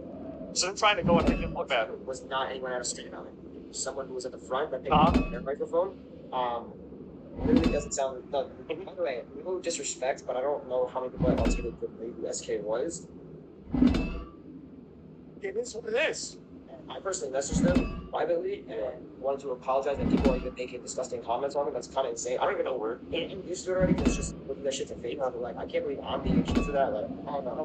Anyways, this is what happens. It's like you go and you invite people to this event, and you're gonna have a bunch of weirdos and freaks that are gonna try to pick it apart and cause drama. I think that's really it. And sounds like high school drama. Yeah. Why are they cucking out though? I mean, I think that honestly, they just. I don't think it's really cucking out for you to say like, yeah, I didn't do that. Like, bro, like whoever's saying I did that, I didn't do it. Like, I don't think that's really cucking out. I think that's just a fact, right? So like, if you go and you're trying to say that shit and then it's not even true, like, what do you expect? Yeah, exactly. Kai's made Diddy jokes. Has Kai come out and said that he was offended? Really? You think it is? Honestly, like, so that's an interesting way to say that I'm socially retarded. If you don't understand the difference between these two things, the truth is that you have like a social disorder. You have like a social disorder or something's wrong with you, right? And so, yeah, that's it. It's disgusting. I mean, I think honestly, like, if you go to an event and you're trying to like talk negative about like somebody being trans, like that's fucking weird, bro. Like really, like, I mean, why would you even do that? So I don't know. But you're playing dumb. Yeah, I mean, I guess, right? But it's so obviously like what the difference is. But anyway, so I'm gonna look at these later on. But some of these are fucking ridiculous. But I will look at the streamer drama first, right? But anyway, let me go through and find every single one of these other ones too, because it's been a whole lot. Some people on Twitter are wondering how Vanilla Mace, KDB, and Wendy Ortiz were unable to snag a win at the Streamer Awards. So you have right here, mind you, Vanilla, KDB, and Wendy are making the most noise surrounding the Streamer Awards, yet no one wins. Vanilla Mace gained 3 million followers in a couple of months and was not awarded Best Breakout Streamer, but Adapt won. And so you got even more people getting mad and talking shit about this. And the most noise, yeah, exactly, the who and who. Yeah, I mean, the thing is, y'all should have voted. Yeah, you should have voted. Or maybe it's rigged. And I know somebody else who thought that, but you didn't like it whenever I said it, did you? But yeah, I guess that. And according to QD, they must have voted. Yeah, exactly. And deserve any awards? I mean, you deserve an award if you win one. That's the way I see it. Who gives a fuck? And so, Little Mace, my Planet stream I've seen, I don't know anything about her really. Honestly, I just saw her at that clip of QD. That was it. And anyway, so you have all them getting mad. Behind us taking Streamer Awards is all the drama, and clip farming is a direct consequence of promoting and rewarding a kind of behavior throughout the entire year. Reap what you sow kind of shit. Honestly, like Sean and I, like basically never see eye to eye with anything, but he's right about it. He's right about this. And the truth is that if you have a community that's built around being a nuisance, being annoying, being obnoxious, you know, just in general, like causing discord and controversy, it's not a big fucking surprise whenever you have somebody that goes and does that at a show. It's really not. Yeah, like I said in the Sean chat, chickens are coming on the roost. Well, which ones? I don't know who's chickens. So, yeah. And nuisance streamers took an L last night. Yeah, exactly. Like that one, I think, Wendy fan that's like, oh, shut the fuck up. What are you talking about? And so anyway, you create an entire culture around drama, creating issues like that. And especially, like, this is in my opinion, like, if I was Twitch, this is what I would do. I would take everybody that goes into public spaces and causes controversy and problems, and I would just ban them. I would ban them for like a month. I would say, don't ever do this again. And if they do it again, then it's 6 months. And if they do it again after that, and any of these times, if it's too much, it'd be forever. It'll be forever. Because it's just, at the end of the day, does Twitch want to create a profit ecosystem around being annoying in a public space and harassing random strangers? Because that's what they have right now. That's what they have at this very moment, is that there is a profit incentive and a cultural ecosystem that rewards people for being obnoxious, harassing strangers, and causing disturbances at random businesses. I think it's disgusting. It's disgusting, it's weird, it's annoying, and nobody likes it. I don't want to live in a world where this is the case. If it was up to me, it'd be against the fucking law. But unfortunately, it's not, so I've got to sit here and complain. So until then, I hope Twitch makes it against the rules. It's fucking annoying. So yeah, being on Rekai being banned, but still being on multiple streams yesterday, who cares? Nobody cares. Nobody actually cares about that stuff. Like, I mean, Twitch doesn't care. Like, in my opinion, like, it doesn't make a difference. Like, as long as I think that Rekai is never going to do something like that again. I don't think he's ever going to do something like that again. And the reason why I think that is because I bet whenever he saw that 2-year ban, he basically almost had a fucking heart attack. I bet that's what happened. Like, he went and said, oh my god, my career is over. I unironically think it scared him straight. I do. I think that's probably what happened. Because he was good. Yeah, he was good yesterday. He wasn't causing any problems. He wasn't joking about that. He wasn't doing anything. And so, 6 months tops, maybe, right? I mean, I hope so. Like, I like Rekai. I think Rekai's funny. So I don't want to see Rekai be permabanned. But you can't be doing the shit that he was doing. What are your thoughts that Twitch should remove nuisance streamers from the partner problem? You mean partner program? Well, they should get banned, right? I mean, partner, like, you should not be able to provide an ecosystem where people are able to go out and harass strangers in public and make money out of it, right? It's just that simple. So, yeah, I don't know what else to say. And, yeah, I want to keep the same thing as doing 16. Yeah, I don't know. I mean, it's normal, maybe, right? But I do think that in the same way that Speed was able to reform and stop being an idiot, I think the truth is that the decisions that you make whenever you're 17 aren't the same decisions that you make when you're 20. And decisions that you make when you're 20 aren't the same decisions that you make when you're 26. And I understand it doesn't mean that somebody is immune from consequences. He had a consequence and he's still banned. But the truth is that I'm willing to let somebody make a mistake. I mean, really, it's not the end of the world. He fucked up, he got in trouble for it. Let's see what happens after that. That's it. Like, I'm not unreasonable. I'm not unreasonable. I'm very reasonable with this kind of stuff. That's called growing up. Yeah, exactly, right? How long is he banned? Oh, that'd probably be 2 weeks, maybe something like that, maybe a week, I don't know. Oh. You can watch the top 10 best patch in a while. Can you watch that? Top 10 best patch? I don't give a fuck about that. Yeah, bro, like, I'm totally out on WoW. Like, it's not my game anymore. It's a game for furries and weirdos. That's what I think. And let me go back. I'll see this here. Oh yeah, this is them too. And Rekai was really trying his hardest to pull these 2 female streamers that were lesbian. Now, unfortunately, this doesn't have... Actually, I'll just play it. I'll play it. I haven't seen it myself. I just saw this happen. This last record, what? I go right behind you, so open to look. Okay. I think they're lesbian. Yeah, chat, they lesbian, right? Yo, the girl behind us, she look lesbian, right? She look behind us, she's lesbian, right? Say lesbian? Yeah, that's lesbian, right? No, I didn't say. No, yeah. What are you talking about? Slap the fucking. I think it's okay. Huh? He says, hold up, wait a minute. Why you guys do this? I just gotta chill. Oh, wait.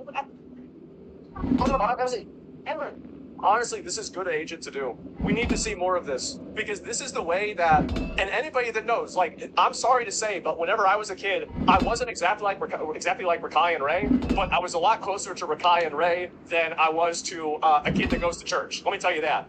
And so if you go and like you get, because the thing is, they're 17, 18 years old. Like if I went back and I looked at what I did at that time, it would be the dumbest, stupidest, most annoying shit that you could imagine.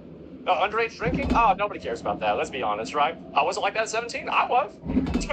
I definitely was. Raised 20? I was still kind of like that at 20, but 20 is pushing it. 20 is definitely, you really got to stop doing it. Oh, is that? No,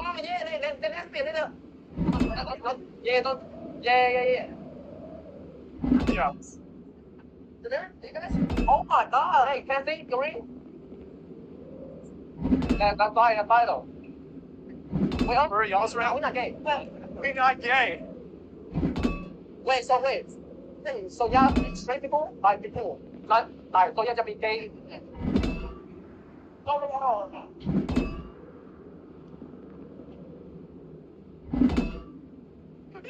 Bro, they just go and ask this shit straight out. Man. And the thing is that I don't think this is that big of a deal. Really, I don't think it's that big of a deal. I mean, I don't know. Yeah. Damn! That's crazy. I didn't lie. Uh-huh. Yeah. No. He asked us. See, that must have been really bad. If even Rakai. See, that's what I said, that he's learning. See, I just said that he's learning. That was him learning in real time. He was learning in real time. You just saw him learn. Yeah. You want my man? Uh-huh. No, answer me. Who's the woman? Who was more manly? Man, I really don't know.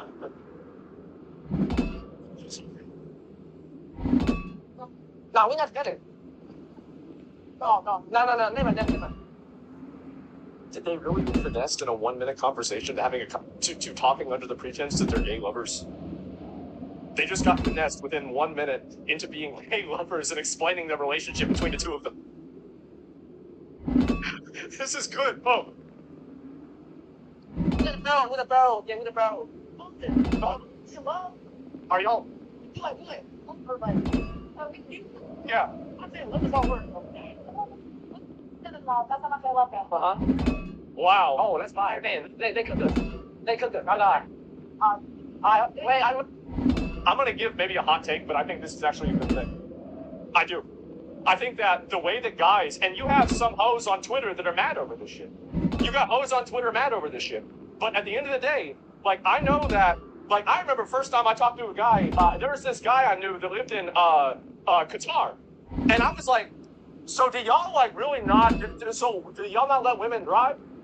And he's like, I think it was Qatar, I meant Saudi Arabia, right? And he's like, no, we don't. And I'm like, so how many accidents happen over there? He's like, basically none. I said, damn, that's crazy, wow. And like, so, like, what is this thing about, like, and I would just ask, like, the most fucking flat out, really, like, if I even said what the questions were, y'all would say it's racist. But I think that's a good thing. Because you put it right there on the table. You say, all right, and that's the way a guy acts. See, girls don't act that way. They ask around questions. Guys ask that way. And they ask the direct question. They say, you know, like, oh, you're from there. Do you like 9/11? No, you don't? Oh, okay, yeah, word, man. I didn't like it either. Yeah, good. All right, and that's it. You know, fake story. No, I'm being serious. Like, that's honestly, that's the way guys ask questions and have conversation. And I think that if you get rid of all the pretenses and everything else, just more blunt, yeah, they just ask that. They're like, no, okay, all right, yo, my man. Lesbians should not feel unsafe going to an event like this. But Gideon was saying we should be nice to them. This is another episode of Hoes Mad. Oh my God, where did these retards come from? So yeah, if you weren't on camera and didn't do it for content, yeah, no, but do y'all really think that they do this for content? I don't think that they do. I think that they are in this for the love of the game. I really do. And, you know, when here, let me translate. This the way, like, you know, you have fucking Rakai and Ray having a conversation. This is what it's like.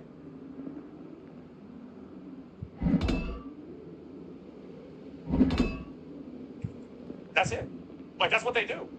So it's really like, I mean, are you really going to go and act like this is a big deal? Who gives a fuck? And so anyway, well, I guess you see, it's a lot of people that are like that. You missed the N-word? I didn't miss it. I thought about typing like the first 2 letters and then be like, oh wait, but like I decided, you know what, that's probably a bit too much. And I decided I'm doing a little bit much. And so, but no, you think I really do think of that? Come on. And so for that generation, everything's content. Yeah, so people go and they get in their feelings about this, but yeah. And so obviously, Ty Dolla $ign called Yana fine shit after she walked away. She just graduated high school. That's what you do. So,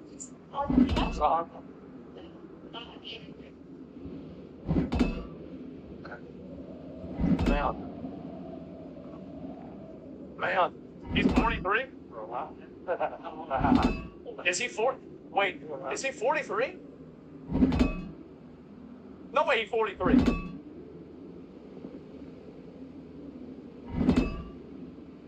Damn, he 40. God damn. Holy shit. And he really out there again. He's an old head? Yeah, I didn't even know that. It was dark. Most men are like this? Yeah, I hate to say it, but like, this is the thing. And so, like, this is Yona literally graduated high school in June. See, this community is just simply like that. The girls in this tweet, this is water and oil. This is never going to mix. This is never going to, they're never going to get along. It's a totally different, it's the opposite universe. It's like reverse gravity. It's totally different. And so you bring all these people, is she 18? Yes, she's 18. And like, I mean, at the end of the day, like, this is why I've always said, like, I mean, if your age starts with a 3 or a 4 or a 5 or a 6, and you're talking to girls and their age starts with a 1, that probably is not a, I mean, like, you could maybe flirt with some girl like that, like, but even then it's kind of like, you probably shouldn't be doing that, right? You shouldn't be doing that, and like, at age, yeah, it's a bit much, right? It's a bit much, don't care. I don't really care. You want me to be honest? I don't really give a shit. But like, I'm a judgmental person. I'm a judgmental person that doesn't act on the way that I judge people, if that makes sense, right? So like, I have an opinion on everything, but it doesn't mean that I always treat people like the way that my opinion is. So like, for example, like, I know that I might not like something, but like, at the same time, I know that like, oh, this is just, maybe it's just me being an asshole, right? There's also some power dynamics with it at play. I don't believe in the power dynamics idea. I think that the concept of power dynamics, like, at the end of the day, like, this is really, the power dynamics only make sense if you're in the same industry or the person works at the same company. Just because somebody is older, you know, beyond obviously 18, right? Obviously. But like, just because somebody's older or they have more money than you, that doesn't give them a power dynamic. Like, that's just a way for people to infantilize women, which is embarrassing. The fact is, like, you graduated high school, like, that girl, like, I don't know, maybe she's smarter than he is. Who the fuck knows? So, yeah. And she was older than 18 though. I don't know how old she is. I have no idea. But anyway, so this is what's been going on, right? And so you have a lot of these communities getting mad at each other, right? And so you got another one here, and I'll go back and find this one as well. And here's another one. Streamer awards are stupid anyways. How are they going to have DGG alongside so many women who have suffered from harassment and abuse at the hands of their partners and male viewers? So Cutie is getting a lot of hate because a lot of the people that are invited over there don't necessarily fit into the Hugbox community that she's created and cultivated. That's what's happened. Is that you create and cultivate a Hugbox community of overly sensitive people that try to micromanage your every word and your every move, and you invite somebody else. And the thing is that why would you do this? Why did she do it? She did it for clout. Like, this is it. That's the reason. And this is the problem that like a lot of these girls on social media don't understand, is that you're getting played for money. You're getting played for popularity. Like, she don't really care about the things that you care about. Like, she does to an extent, but to the extent that it's in the way of the bottom line, she's going to end up inviting those guys anyway, even though they're weirdos. So yeah, that's it. She'll say sorry. Yeah, she'll say sorry, then do it again. Like, absolutely. It's because for those people, like, they care about the clout shit, right? That's what matters the most for them. So, yeah, did you see how much your YouTube comments were flaming the event? No, I never even read my YouTube comments. I don't read my own comments. Like, hey, people are going to say something or not say something, that's not even it. And what are they saying here? This is like watching another country's high school award ceremony. Yeah, it's true. And streamers saw people completely hate Hollywood award shows and thought we can do it way worse. Man, they really don't like it, huh? Damn. That's wild.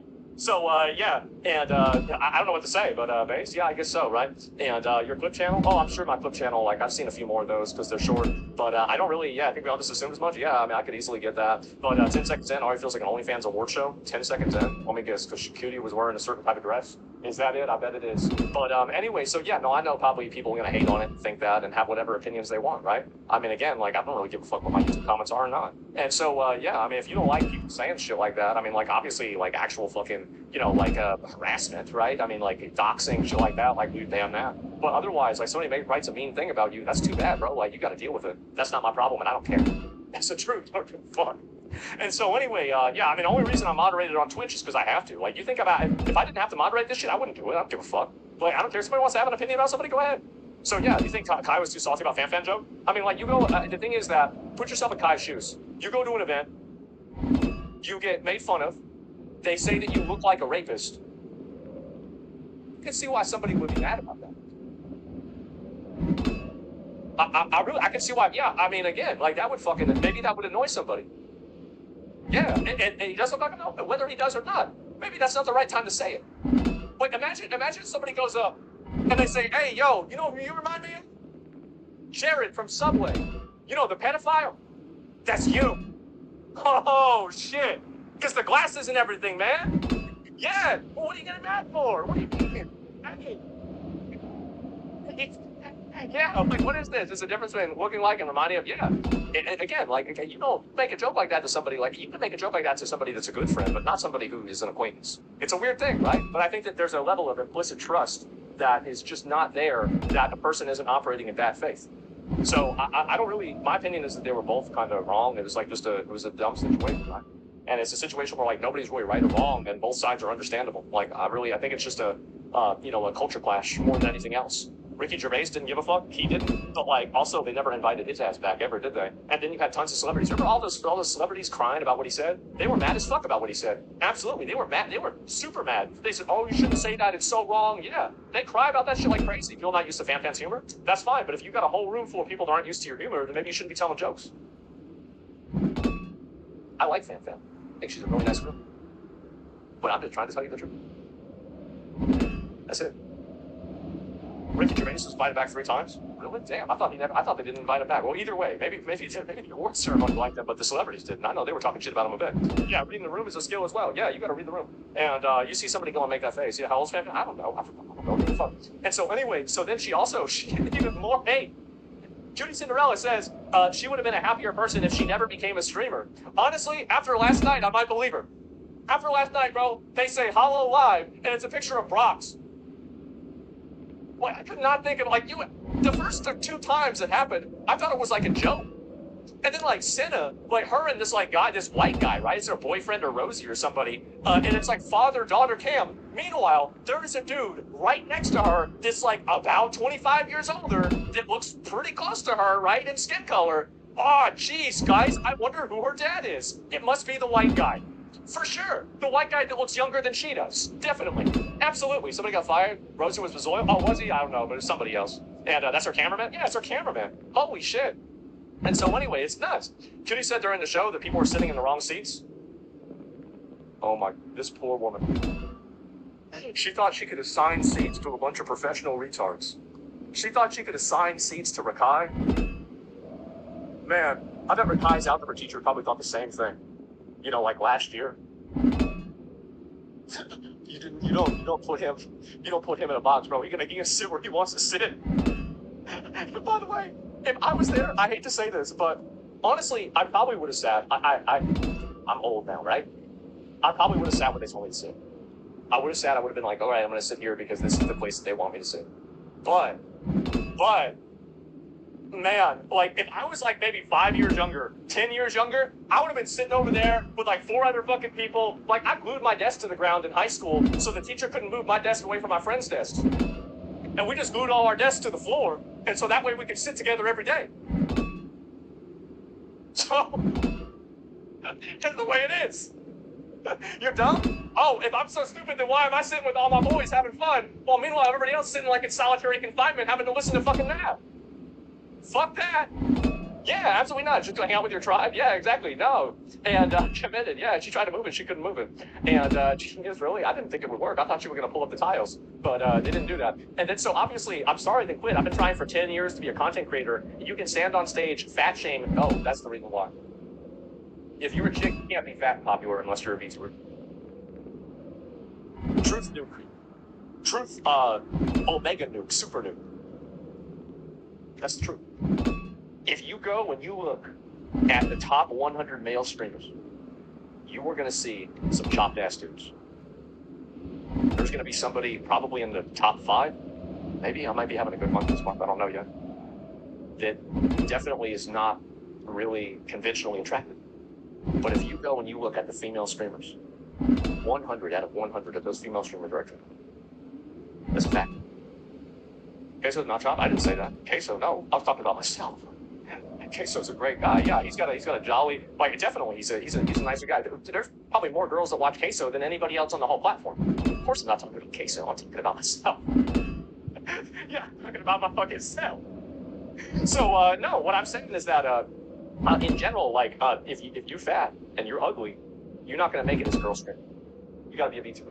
In the clip, we'll see there's a setup. I see there was a setup to mock and alienate VTubers. That's interesting. So this is somebody who thinks that it's a VTuber. They're making fun of VTubers because Peanut won VTuber of the Year. That's crazy. Anyone ever heard of this? Yeah, I'll see if I find any more of these here. Oh, what the fuck is? Yeah.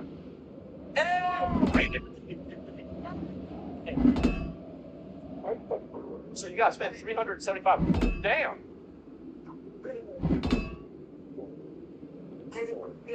That's a lot of money. $375. Ah, damn. No, for the petite version, you pay $175. Petite? They tripping, man. I might hit one of these, man.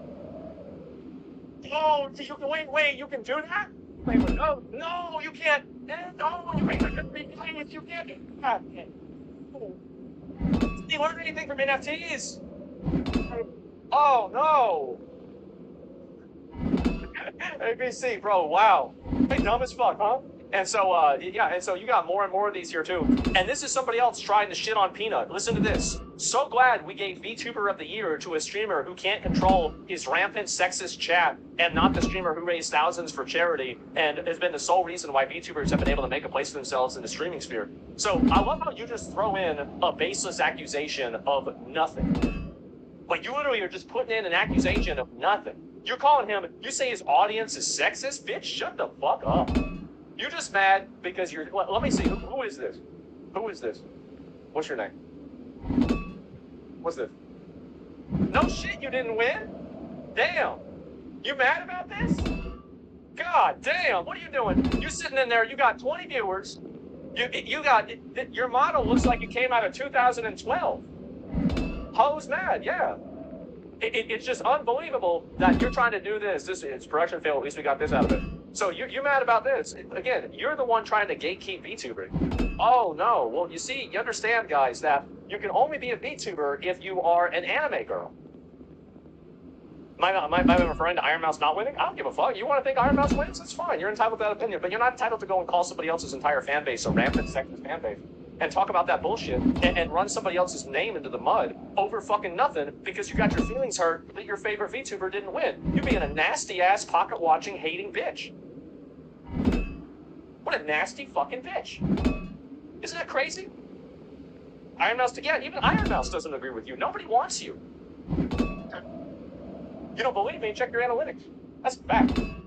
What a loser. So after the event, this girl comes up, and I don't really know who the fuck this is. India Love. Real quick, y'all. I know Breakout Streamer of the Week. Breakout Streamer of the Year. Can't even get it right. Congratulations, and we respect you for what you did. So why Breakout Streamer of the Year at DDG? Oh, okay, what's your name? Some clips.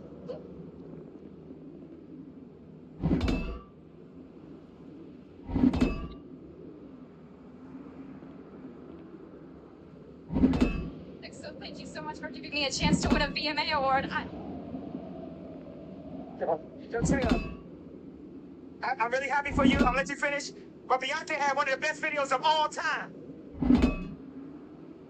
One of the best videos of all time.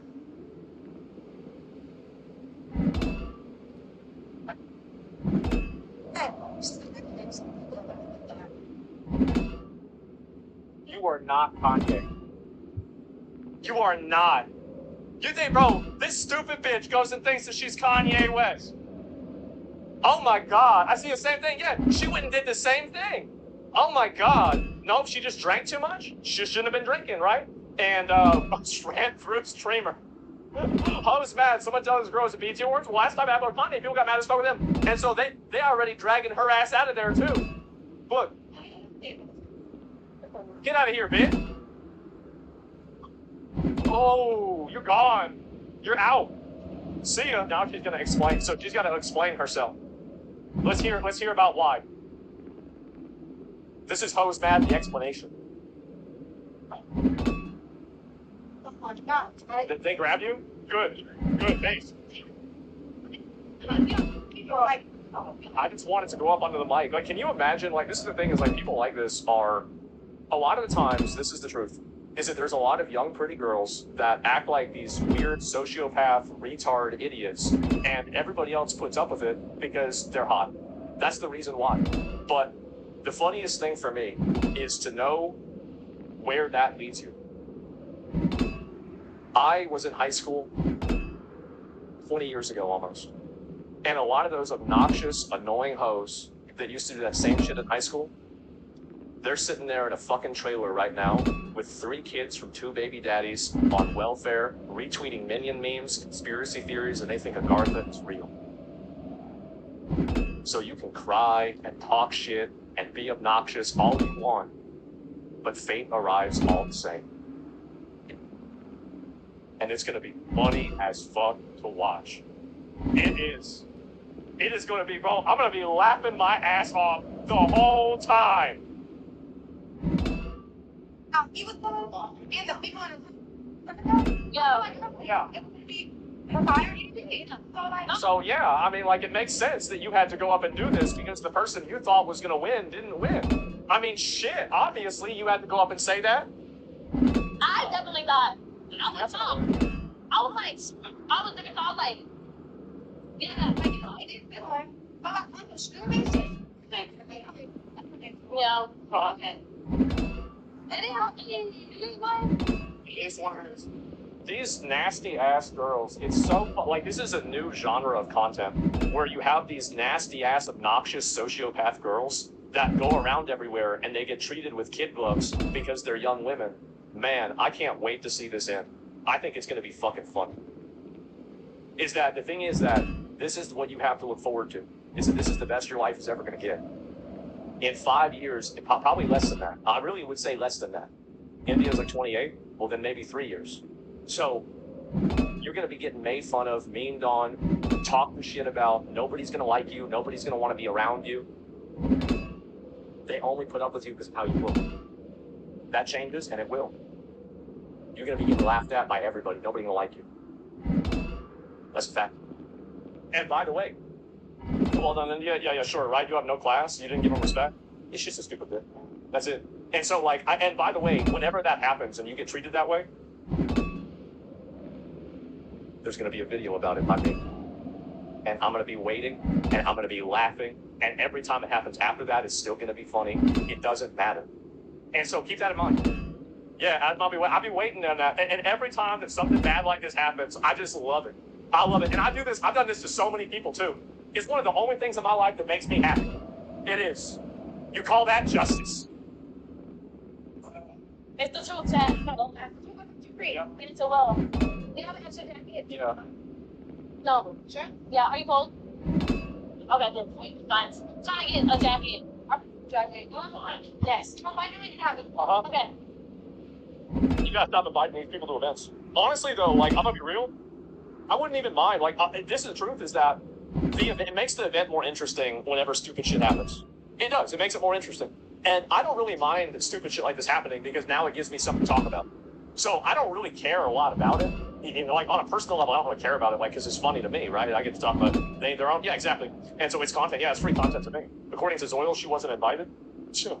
Yeah, I mean, they probably get, you know, next year, they're probably going to have, like, a little page, and it's going to have, like, a picture of, like, Johnny Somali, fucking Aiden Ross, me, and, like, this bitch, and it's going to be, like, do not let into the premises under any conditions, do not believe their lies, we didn't say it was okay, please contact the police if they show up and they won't leave.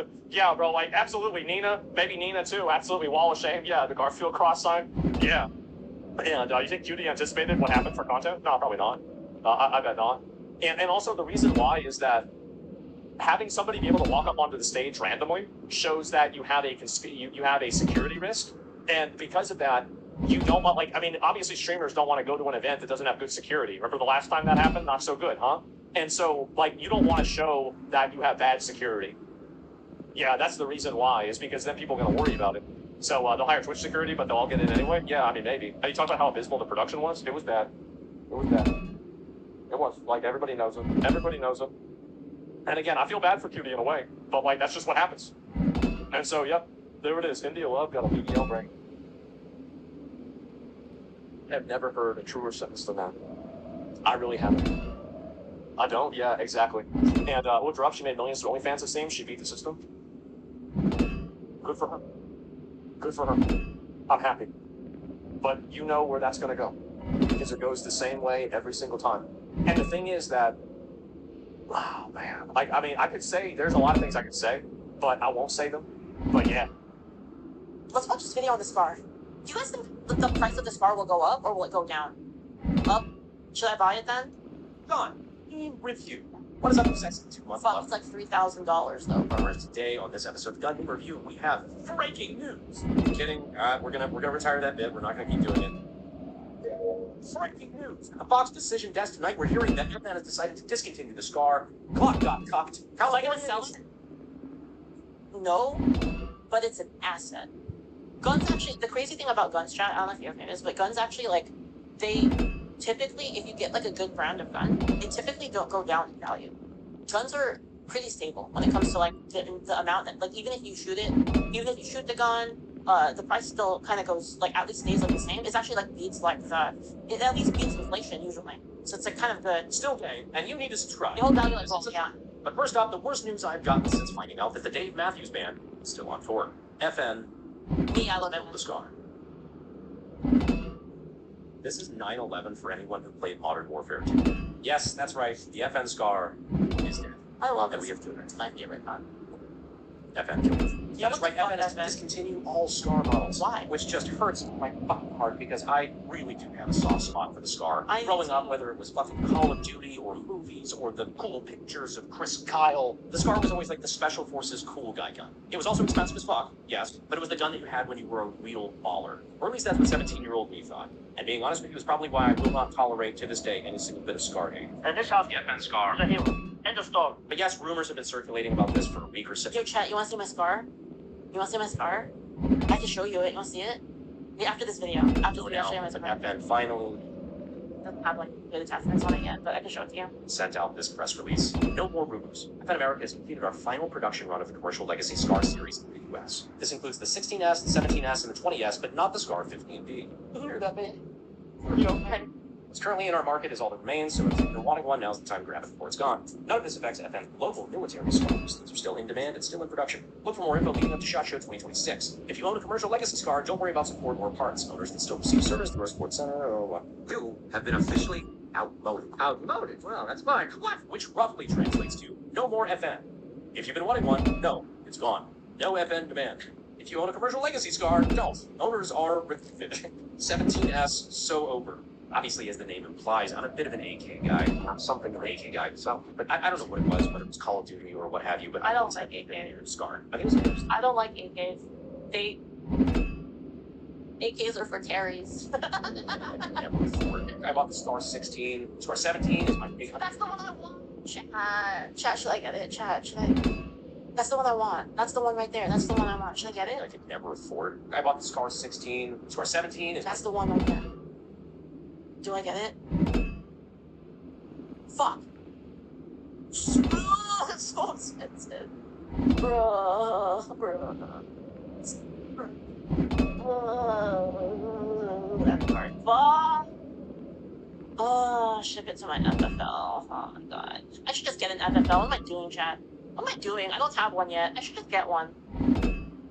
Oh god, it hurts, chat. It hurts. It hurts so bad. 653 Scar 20S that I use to put a shitload of elk in my freezer. 300 Blackout Scar 15P that I haven't even shot yet. I just know I needed it. Point is, I am grieving over here. Buy Scar 17 NRCH. Gets continued by FN. I mean, I know there's going to be a lot of people that immediately assume it's going to drive up the price, which means Oh god. I found a snake show near you. Super rare, discontinued Scar 17, $10,000. No low balls. What does NRCH mean? Non-reciprocating charging handle. I'll just show. I'll show you. I'll show you, chat. I'll show you.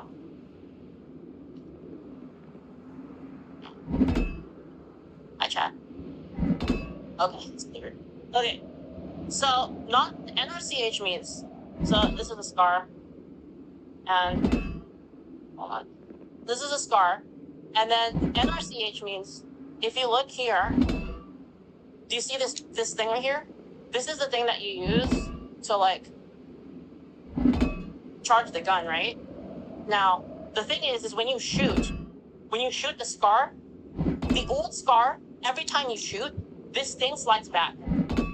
At wizard__keeps the test. Hazel Mattel sabotaged her gun. It should go off about 3 times. Okay, hold on, let me... Okay, so anyway, so every time you shoot, this thing back here will slide backwards. Every time you pull the trigger, it'll be like boom, boom, boom, boom. So the NRCH, basically this is disconnected. So when you shoot, this thing doesn't come back. So this is the thing that you use to charge the gun, right? But this thing, on the NRCH model, it's non-reciprocating charging handle, which means that this doesn't reciprocate with a shot and go back and forth. So you don't have like this fucking moving object like blasting back and forth as you're shooting. Yeah. Why is the 15P not being discontinued? Bro, I don't know. I don't know, actually. Do you guys like my angle, my stop? Isn't my stop cute? It's like it's so cute. Is it Arasaka? Yes, it is Arasaka. Is this one SBR? Yes. The Arasaka stop is good. I love it. I love it. It's so nice. But anyway, this is the Scar SBR, like 15. And I've got the actual official, this was a bitch to get, chat. It's fucking the actual FN, like a boot, like official FN, like hardware for the stock was really hard to get. And then I've got the Arasaka hand stop. I've got the EOTech. I believe this is ESPS 2. ESPS 2 on here. This one doesn't have the night vision, but it's kind of whatever. I don't need it for that. And then I have the light over here. This is a 3 light. This is actually my mom's old light. She gave this one to me. So I got this for free from my mom. But yeah, this is I just have like the stock, like kind of break from there. Yeah. For free? Yeah, my mom gave it to me for free. This is the like actual Scar mag. It's like kind of painted like that. It's so weird. Do I have not? No, I don't. That's why I don't have the. That's why I have the EXPS2 on here. Because I don't need the NV button. But I have the NV. I do have an EXPS3 on my 300 black, but not on this one. This is a 556 Scar 15. On my 300 black has it just because, for no reason really. Like, there's really no reason to have it, but I have it on there. Okay. So I hope that explained the NRCH thing. That's what it is. Know what I got? It's just sad. I can't believe it's really gone. But now, it's official. So guys, I'm currently here in DC. So apparently the reason why they're discontinuing it, from what I heard, this is the rumor I heard, I don't know if Brandon's gonna go into it, I assume he is basically, they want to push their new battle rifle, which just looks really, like, normal. And, like, I get it, like, it's just the form that the current one has is just very good. It's just not as cute. And I know that sounds retarded to people that are like, cute, guns are weapons of war. Yeah, but, like, there's a certain aesthetic I like in guns. It's like the reason I like FN, I like the way the FN guns look, basically. I'm a scum and villainy particularly good at a couple of things. Thanks, Two of those being stealing your money and stealing your personal data. They don't love stealing your personal data brokers, and the selling it to people online. Now, data brokers make billions. Yeah, like the Scar is just so aesthetic. Like, it's so pretty. Like, it's just, I don't know, it's just nice. Dollars taking and selling your personal data, destroying your privacy in the process. And most of them make no effort to make sure that scammers. Fuck, I gotta tell Dasha, dude. Dasha, I just bought a fucking Scar H Pro.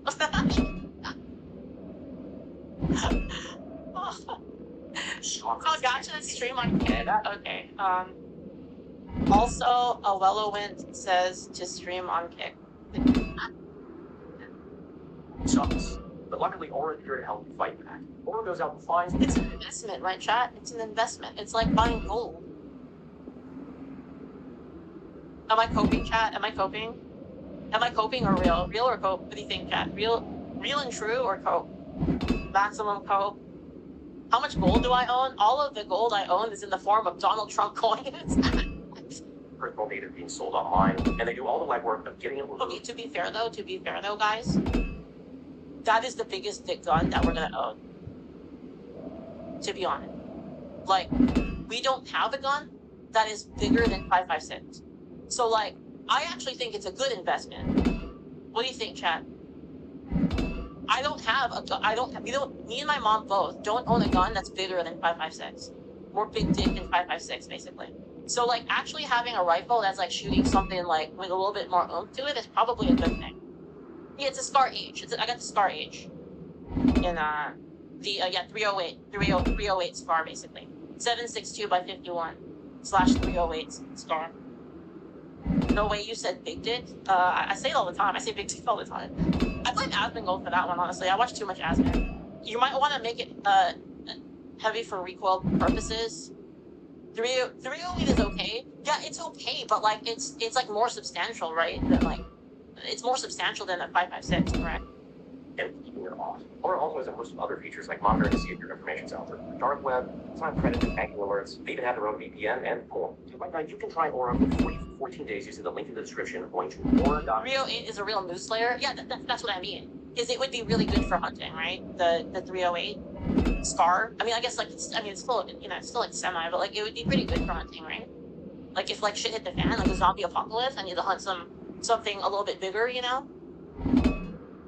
It's random. You know, guys, would it fuck up a bear? It'd fuck up a bear, right? Surely it'd fuck up a bear. Yeah. It's already getting more extravagant. The most popular hunting round ever made, yeah. 308 is the better bring good armor type of round. Yeah. That's kind of what I mean by how like the 5.56 is like good, but like it being the biggest round that I have is probably not great, right? 308 can take any game in the NA. Also, you need glass on it. Check it out using the links in the description and the pinned comment. We appreciate Aura for sponsoring the video. We also want to thank SDI. No shit about hunting, chat. I don't know anything about hunting. Channel sponsor if you're looking to get started investment in West. Is it a dinosaur hunting round? Like, should I get like a fucking Nitro Express? Links in the description. Thank you so much. Back to the video. But while I've been here glazing what is essentially now a dead platform, not everybody shares my affinity with the Scar. To clarify, US production of the Legacy Scar 16S, 17S, and 20S has been completed. No more will be made. Oh no! Anyway, yeah, a lot of people have levied complaints about the Scar. Some people say that they recoil too hard. Some people think.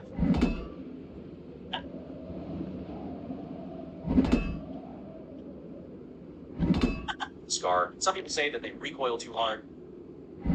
Some people just don't like the way they look. Some people say that. True, so true, Brandon, so true. People have levied complaints about it. Vote for Brandon, man. This is bullshit. This is bullshit. I want to vote for Brandon. Scar. Some people say that they recoil too hard. Some people just don't like the way they look. Some people say they're overpriced. I will probably fair. Biggest prejudice. True. Was I a good battle rifle? No. You did. Hey, say what you will. I have been fucking lives with that Scar 17. Generations of hogs were ended because of it. Is it the best thing out there? Fuck you. I didn't say it was good. I said I liked it. This is definitely a pattern, but FN has had a history of using a lot of different rifles, weapon systems in general, despite having some mainstream popularity. First time? Chat, should I just get an AK? Because I don't... AKs just seem so fucking hairy to me, bro. Like, I just have AK stigma. The only reason to own an AK was the ammo was cheap, and ammo is no longer cheap. Get a Galil instead. Dude, it's just... I just have stigma that like every time I see an AK, I just think Carry Lover. Yeah, the FN FS 2000 is another one that you may remember from Call of Duty back in the day. Taken from us too soon. I don't know, maybe one day I'll... Wait, what's that one? Which one? First time? Oh, is that that's the tuna? Yeah, the FN FS2000 is another one that you may remember. The FS2000 is it looks like a tuna. Oh, maybe back in the day. Taken from us too soon. I don't know, maybe one day I'll do a video with mine. It's up to you guys. What do you guys want to see? I've had that shit forever, but like nobody ever talks about it. Maybe that's why fucking FN discontinued it. Anyway, it just sucks to see the Scar enjoying the graveyard of other shit that this FN discontinued. Come join us, Scar family. Oh man. Yeah, look about half that shit up there I don't really care about, but the FS2000, Scar was peak. Fight me. All I wanted from FN are the FAL, high power, FS2000, Scar. I don't care about anything they make now. Bro. I love my 509, and I heard their ARs are great. I have a 509. Me. Honestly, you sound like a potential homosexual. I know all this things done to push. To be honest, I like the 509, but like, am I gonna cry if the 509 doesn't exist anymore? Like, not really. You know, like I like it, but it's not like it's a nice gun. It's nice. It's just not like if they discontinued the 509, will I buy a 509? No. You need a 5.7? I actually own a 5.7. I have the Gen 2, the Mark II 5.7 actually, which is my favorite one. The Mark II is fucking the new 5.7 looks like shit, bro. I don't know what the hell happened to it. It lost all of its charm with like the new one. FN's new service rifle, the LIC IWS, which is, I'm sure, right around the corner. And I've been told good things by people that have taken it apart and actually taken a look at it. I would love to get my hands on one of these eventually, which is what I'm pretty sure that FN is alluding to in their SHOT Show 2026 announcement part of that thing. Will that be a better rifle than the Scar? Do you see what I mean though, chat? Like, this is the new gun, okay? This is the new gun right there, right? And do you see what I mean? Like, it's nice, but it's like... it just looks like all the other guns. You know, chat? Like, it looks like all the other ones. And this is why I like the Scar, because it was so fucking trip, you know? And like, I don't know, I'm kind of a hipster, to be honest. I always am like that, I'm like that person that always plays off meta, and like, I just like to be different, you know? And like, it's why I like the Scar. It's like, it looks different than everything else. Yeah, this is like the problem. It's like, I mean, it's like, it just doesn't look like, it doesn't have like that unique, it doesn't have the personality. I like that personality, you know? Look, stats-wise, is a new Hellcat better than a fucking 1969 Chevy Camaro SS? Yeah. Well, to be fair, guys, I was saving money. Okay, you know how like you save carrots for like a pull? I was saving for the Magpul FDP, and the Magpul FDP has like been, I haven't, they keep saying it's gonna come out. They're like, the Magpul FDP is coming out, and then it's gonna come out, and the FDP is coming out, it doesn't come out. I was like saving money for the FDP, and I just dumped all that to the Scar instead. But I can tell you which one I'd rather have in my fucking garage. But one thing's for sure. It comes out next month, dude. I would be so fucking mad. R15 has once again outlived one of its competitors. FN Scar, 2004 to 2025.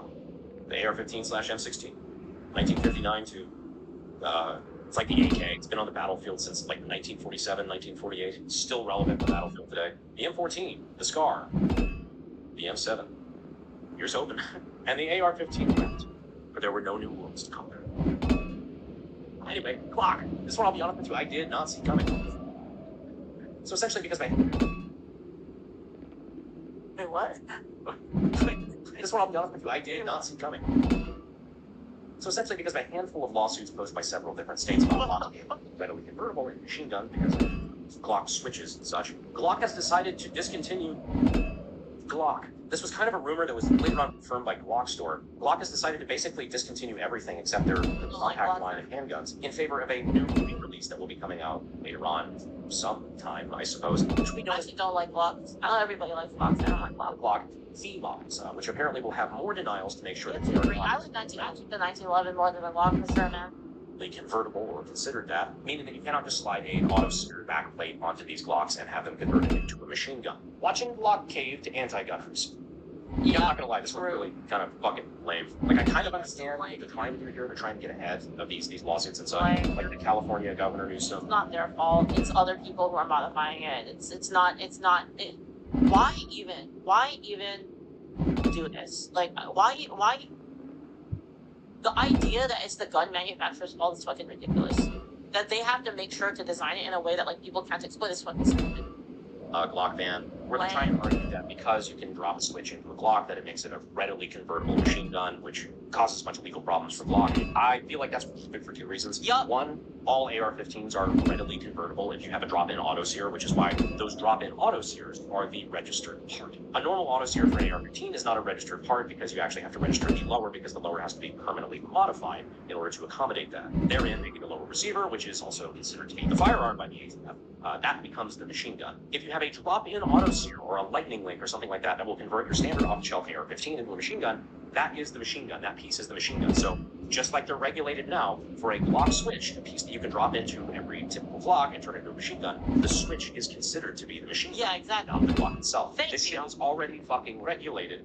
They're just trying to victim blame here and basically blame the Glock for being easy to convert when it is the accessory that is the thing that is They regulated. love victim blaming. But because it's becoming like a well-known thing in culture, because all these fucking gangsters in Chicago are getting Arrest them. Like, what the reason why it's becoming like that is because these people fucking do that shit. Like, they're so brazen about it. They just post it on TikTok. airdrop these wish.com backplates, which I'm still not convinced isn't a fucking psyop. I mean, for fuck's sake, wasn't one of those ads like directly tied to an IP address and like fucking Langley? Anyway, getting off topic here. Glock has made a calculated decision to get ahead of this by or denying. Boo. See, guys, wasn't I right to be a Glock hater? I was totally right. All white states that are so Glock pussies, boo. which, like, I get it, but it's also the kind of move that seems reserved for the guy that would make use of the extra chair next to the bed in a hotel room. Glock. Hey, so we're making a new Glock and it can't take a switch. God, I just got that. I had to think about it. Bad precedents. Our customers will understand, right? Everyone to say that. No, it should not be that funny. What is wrong with me? It's not that funny, Leaflet. Come on. Our guns are perfect. We need to change because commies told us to. Good rock, holy shit. On one hand, I understand from Glock's perspective, like the walls are closing in, legally speaking. Okay, listen up, chat. If you want to call it, you guys, you know how I said you couldn't call them? I literally said you couldn't call them that, the Cook Tigers. If you want to call it the Glock Tiger, I would be okay with that. That actually, if you want, I'll meet you halfway, and we can make the official name of those tigers. We can make it Glock Tigers. Okay. A lot of states were starting to take action against them, and they felt the need to make a counter move. To be honest with you, I'm not really sure if I'm mad at Glock or if I'm mad at Let me tell you what happened. So, basically, the TTRPG, the open world like MMO TTRPG thing that we're running, Marine, which is like for the Angel Sword like TTRPG, there were creatures that people encounter that like aren't really discovered in the world. And those creatures, we kind of let players name them, or we let players name like new discoveries, like new areas, whatever, like new outposts. We let the players like name it, right? And they encountered this tiger creature, and for some reason, they decided to name them the Cuck Tigers. And I said, guys, you can't name it the fucking Cuck Tiger. I don't want fucking Cuck Tiger to be in the fucking rulebook. I don't want like the official fucking rulebook, Angel Sword Players book, to say fucking Cuck Tiger. I don't fucking want that, right? But if you want to call it a Glock Tiger, I think we can meet halfway, you know? Because everyone understands what you're saying, but, you know, it doesn't actually say fucking Glock Tiger in the book. the situation that they were put in where they felt that this was necessary. Glock, hearing everyone call themselves the Glock Killer while knowing they themselves were the true Glock Killer all along. I don't know, this situation's pretty fresh. It happened like a day or two ago at time of recording. We'll leave it to you guys in the comments to decide how you feel about it. Is this something we should blame Glock for capitulating, or is this something that was like a reasonable move so they can continue selling in all 50 states? Either way, it's particularly hurtful to get... I'm a Glock fanboy, like I carry Glocks every day. I fucking love the Scar too, so I feel like I'm just getting like metaphorically fucking Eiffel-powered right now. How does it feel to have lived long enough to see all your favorite gun companies go down in flames? Feels great. Yeah. Even though most Glock models have been discontinued until they can come out with these new Glock Model Vs, at least they're still selling the Force Gun. I want to get off of Mr. Bones' wild ride. Anyhow, we got some cool range videos coming up for you guys soon. Some stuff we've been working on pretty hard, and some stuff that I am very excited for, because I never thought I would have the opportunity to do. Think like old school FPS Russian shit. Let me know what you guys think about the Scar being discontinued and what you think FPS about Russian shit. No, pre-unfucking. Brandon's my favorite gun tuber. What you call that? Let me know down in the comments. I appreciate you for staying all the way to the end, and as always, I will see you sexy YouTube mother lovers. FPS Russia was peak. Thanks, guys. Why can't I vote for Brandon, man? How's this campaign going, by the way? I hope he wins, man. I have to move this district, I know. I'll link you guys the video. I really like Brandon Herrera's videos. Why can't I? I'm not in the district. Guys, I'm just realizing the consequences. Oof. Oh, what have I done? What did I do? Oh my god, what's wrong with me? Time to go sign up for fucking food stamps, EBT cards, am I right, guys? Am I right, chat? Yo, better get my kids.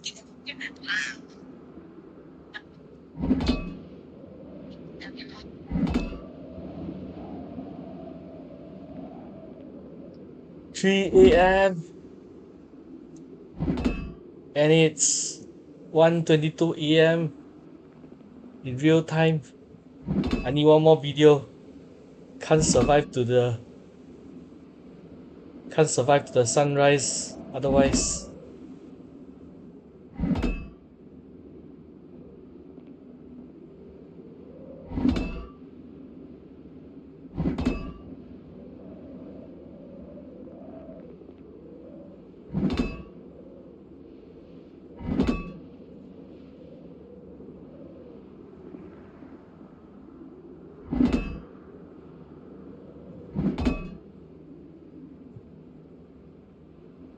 Okay, I think I have two.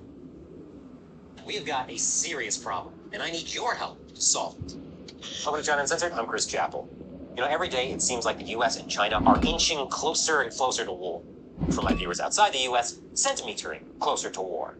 If it's not a virus of totally unknown origin, it's shots fired in the ongoing US-China trade war, or the risk of actual shots fired over Taiwan. I've been warning about the Chinese Communist Party for years, even before any of this ever happened. And it's not that I'm some kind of prophet. The writing was on the wall if you only looked. Anyone with half a brain and working eye holes could have said, hey, what's that writing over there on the wall? The problem is, for years, you have been lied to about China.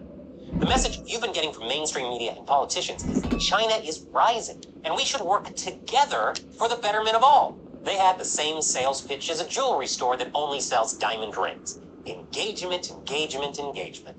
If we do right by China, they'll do right by us. This is dangerous. The CCP is a bully, and bullies don't back down if you're nice to them. It's not like they say, hey, he just gave me his lunch money without me asking. Maybe I should stop taking all his cash now, because it would be rude to ask for more. To the CCP, engagement is the US projecting weakness, which makes war more likely, not less likely. But that's not the message we've been given. For example, here's a recent op-ed in the New York Times, the most influential and prestigious newspaper in America. It argues that the CCP is not a threat, and the current US-China policy is dangerously misguided. For evidence for this claim, it cites this academic paper published in the MIT press. It's called, What Does China Want? It states, China is a status quo power concerned with regime stability, and it remains more inwardly focused than externally oriented. China does not pose the type of military threat that the conventional wisdom claims it does. How did the authors come to that conclusion? Clearly not by having half a brain or working eye holes. They took the word of Chinese state-run media. Zombies on the third floor. Are you kidding me? To say the CCP isn't a threat. Researchers take them at their word and then regurgitate the message in their paper, which gets published by the MIT press. And then that paper gets cited in a New York Times op-ed. Which some of the most influential people in the United States where did they come from? Make China policy based on. This is the worst game of telephone of all time. And it's the only time you'd actually wish they'd changed the message along the way. This is just bonkers. I wish those people would have watched China Uncensored because they would have to climb the stairs all the way from here. This militaristic expansionist ethno-state that's constantly threatening all of its neighbors. Only one stairway. Using rape as a form of torture. Seriously, read the giant writing on the wall, people. But if you thought it was just the New York Times that can't seem to get it right when it comes to the CCP, here's another case of a misleading series of citations giving you, American people, a very different view of what's happening with China. Last week, following a phone call between President Trump and Xi Jinping, the Wall Street Journal released this report saying after the call, Trump asked Japan to tone it down on their defense of Taiwan. Clearly, this is a factual statement I'm not about to debunk 23 seconds from now. The new Prime Minister, Tsunai Takaichi, said that a Chinese invasion of Taiwan would be a threat to Japan's survival. And although she didn't say this explicitly, that means Japan would have to respond militarily if the CCP invaded Taiwan. So clearly, if Trump asked Takaichi to lower the volume on Taiwan, Trump is kissing up to Xi Jinping. The U.S. will abandon Taiwan. Cats and dogs living together. Mass hysteria. Well, speaking of mass hysteria,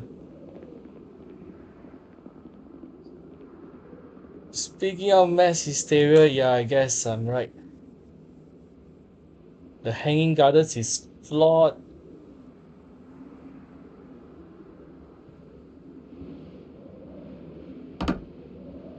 With stairs leading from the ground floor up. It's just not safe from zombies. Imagine, it's only one flight of stairs, and that one flight of stairs has enabled 3 zombies to climb up to the third floor, navigating a maze of staircases where there's only one staircase that leads up to the next floor above. No. The design is flawed. He needs to do better.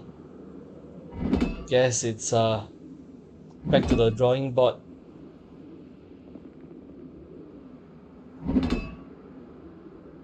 Well, I don't think I'll need additional planning. Just demolish the stairs and hang a few sheet ropes. Hang a few sheet ropes where the zombies will not be able to get to it. And we'll call it a day.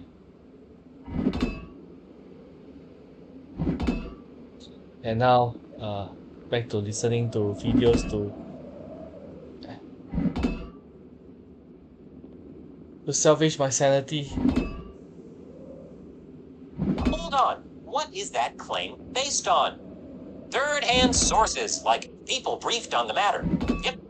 So it's yet another game of telephone. Didn't realize elementary school games were such a core component of journalism school. Meanwhile, the only on-the-record government source quoted by name, the Japanese Prime Minister's spokeswoman, flatly denies that Trump told Takaichi that. The article included that quote, but pretty much ignored it in favor of lots of analysis based on the idea that Trump is reprimanding Japan because of what China wants. Because this is an exclusive report from the Wall Street Journal, lots of other media copied the story, citing the Wall Street Journal. But it's actually still all coming from the same anonymous third-hand sources. Meanwhile, another Japanese government official denied the Wall Street Journal report. Now, hey, I wasn't on the call. I don't know what was said. You know what? Neither does the Wall Street Journal. At best, they know the interpretations of people who were also not on the call, but were told about what was said on the call. It's literally a game of he said, she said. Telephone. Let's look at what we know happened after the call. The US and Japan began moving troops and missiles onto Yonaguni Island, a Japanese island that's just 70 miles from Taiwan. That presents us with 2 possibilities. You tell me which you think is more likely. Possibility 1. Trump told Takaichi to tone it down. And yet, she not only ignored Trump, she somehow convinced him to take the incredibly provocative move of arming a Japanese island next to Taiwan. For possibility 2, the Wall Street Journal sources were wrong. I'll let you decide. But it'll be helpful to remember the concept of Occam's razor, which states, do you think we're idiots, Wall Street Journal? Shelley coined a really good term for this in one of our recent Substack newsletters. She called it the Trump distortion field. The media's obsession with painting Trump in a bad light makes it hard to see what's actually going on. Here's another example, this time from the Washington Post, back from Trump's first term. Trump says he might veto legislation that aims to protect human rights in Hong Kong because the bill could affect China trade talks. That legislation was in response to the massive protests in Hong Kong back in 2019, which we were there for. Really brought a tear to my eye, mostly from all the tear gas. The legislation passed Congress almost unanimously. So when I first saw the headline to that Washington Post article, I was furious. How could Trump do that? And then I actually read the article. The headline reads, Trump says he's going to veto it. But the first sentence of the article changes it to, President Trump suggested. And if you read the actual quote from Trump, he doesn't even mention a veto. He just said some stuff about how he hopes Hong Kong and Xi can work it out. I'm honestly not sure how the Washington Post got the idea that Trump was saying he would veto the bill from this. The rest of the Washington Post article was a bunch of people saying how terrible it was for Trump to cave to China, except for one quote from Marco Rubio, who said his understanding was that Trump was going to sign the bill into law. And then 5 days later, Trump signed the bill into law. But that didn't stop a ton of media outlets from repeating the Washington Post's original, baseless claim all week.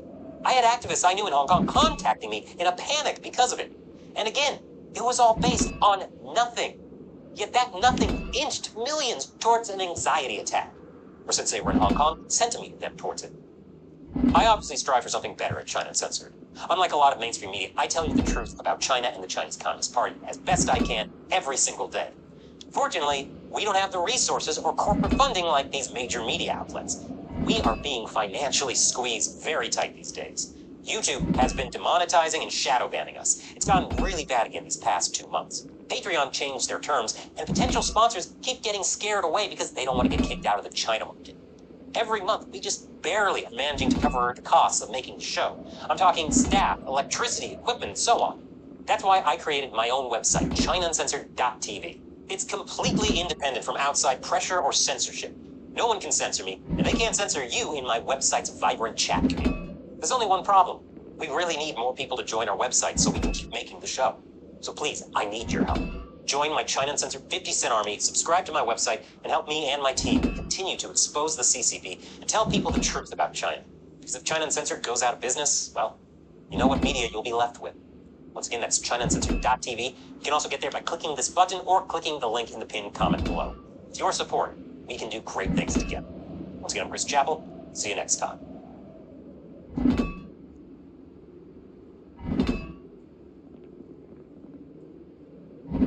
Hassan Piker really is the gift that keeps on giving. He crashes out at Asmongold nearly every day at this point, and it's beyond an insecurity issue, although that is part of it. It's beyond an inferiority issue. I think this guy is just continuously in a state of rage that Asmongold is more popular and more successful than Hassan is or ever will be. That Asmongold, the guy that is the roach king, the guy that on paper would be inferior to Hassan, is actually superior to him in every way. I think that really bothers us on a fundamental level, because he's looking at the tail of the tape and he's like, well, on every metric I should be beating this guy, and yet he's more popular. People like him more. You know, I go to China, I glaze China. You know, I run defense for the CCP at the Walvis, and the Chinese even like Asmongold better than me.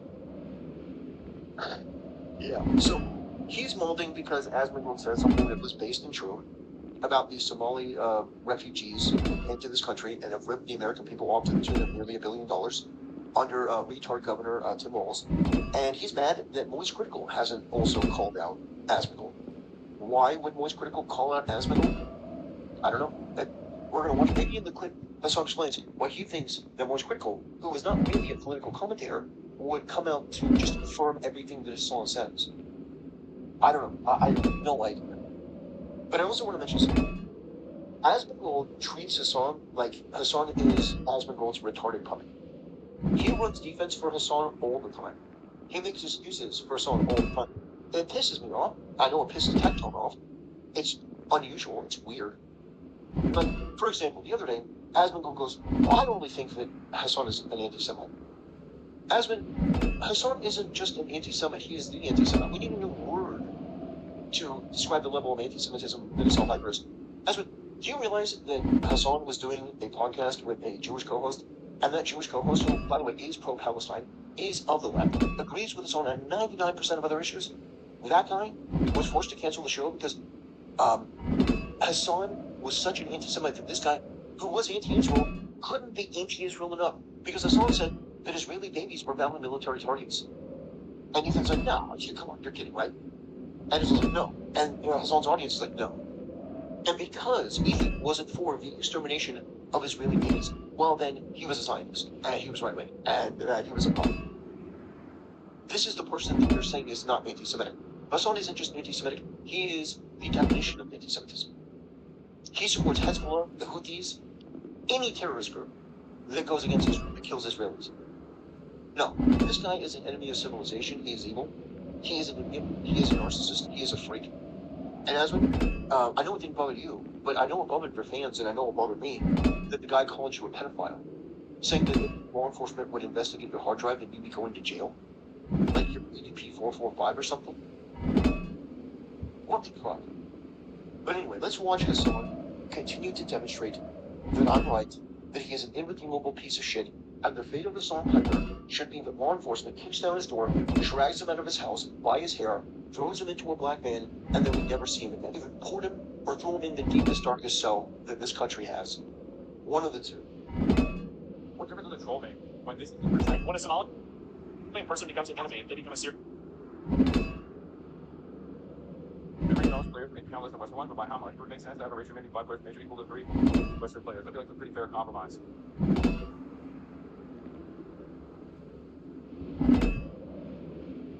Oh god. And fucking moron.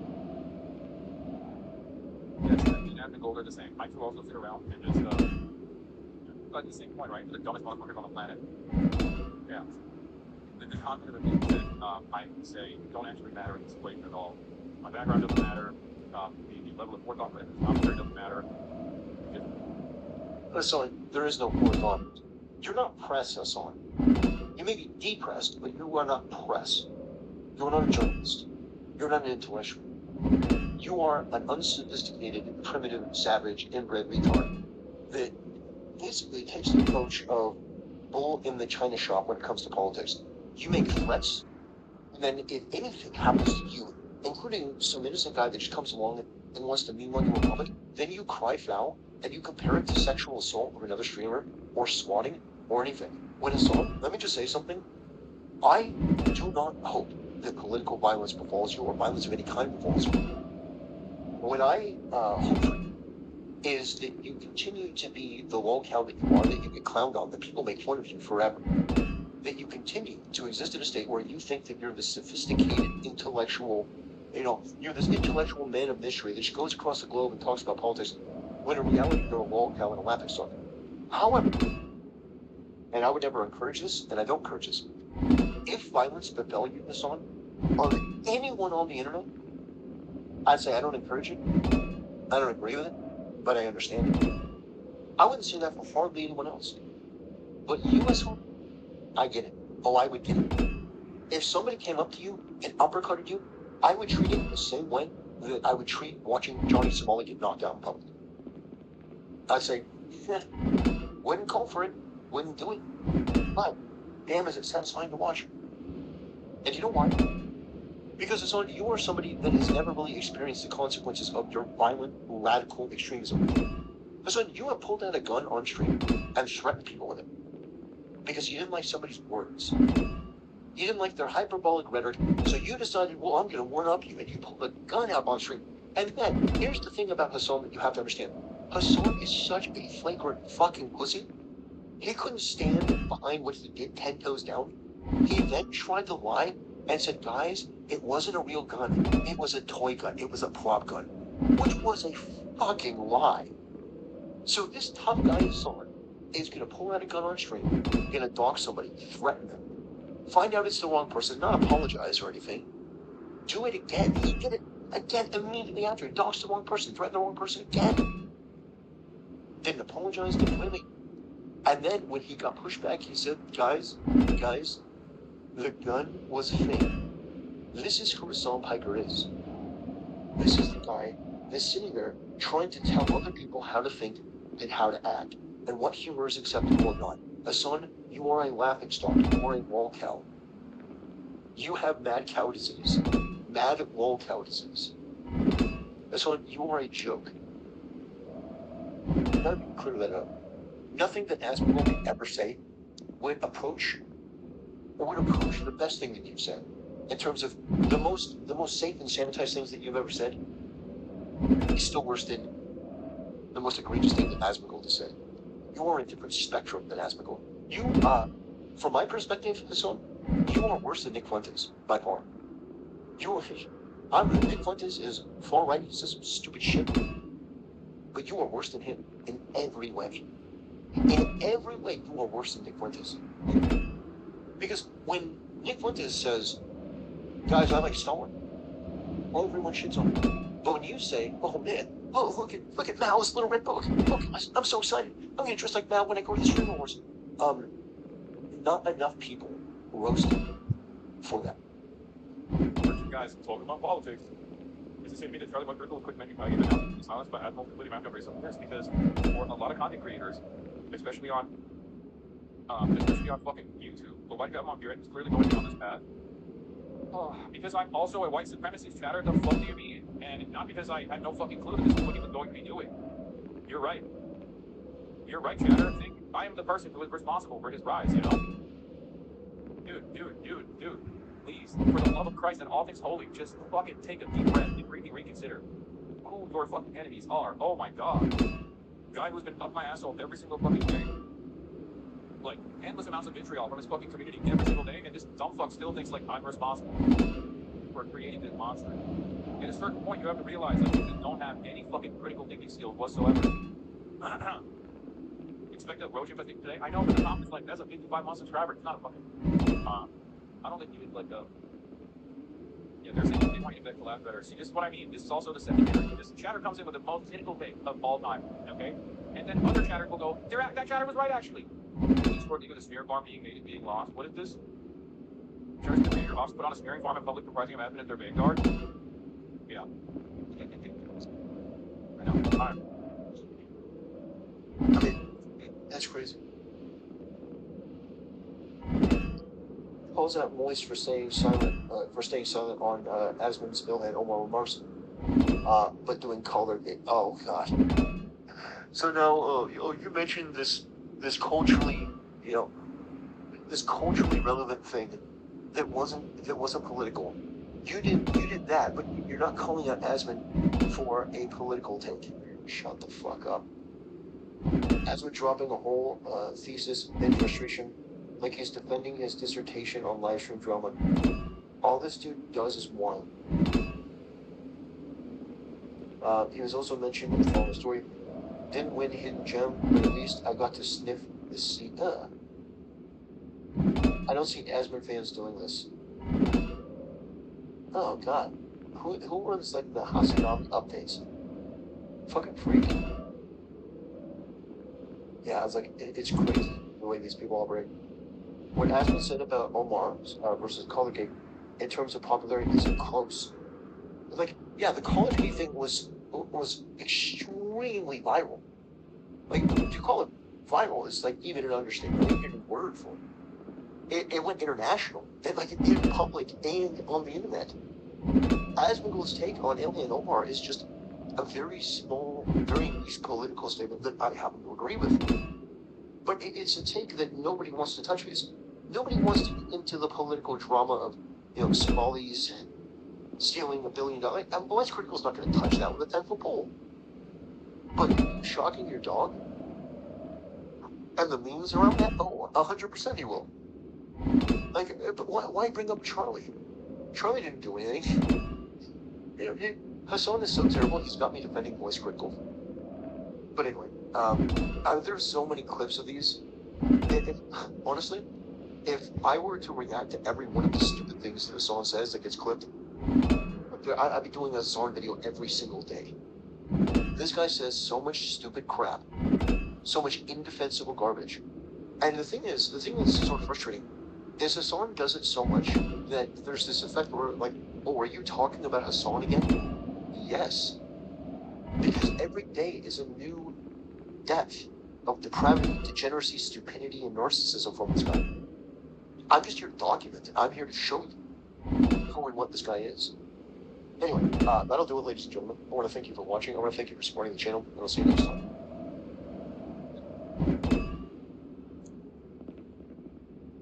And I see there's a zombie waiting for me at the ground floor. Will we be able to navigate the stairs and find me out on the 4th floor? Stay tuned to find out. But in the meantime, it seems like the land is getting brighter. 5:20. I guess with Cat's Eye, it's about dawn. Without cat's eye, probably it's still 30% darker than what you are seeing right now. Well, if you are playing on a server and this is your house, why would you be building ceilings across two houses down the block? They don't belong to you. Though you might want to claim that since the house is unoccupied, you are free to build across it. Yeah, maybe some servers will allow that to slide, but that's not a nice thing to do. Essentially, you are blocking the rain from ever reaching the crops owned by the two future owners.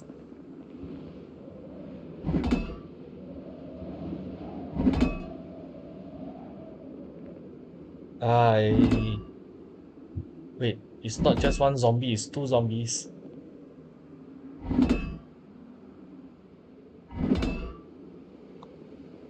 There goes the wooden fences. Will I be able to shoot them from here? Doesn't look like it.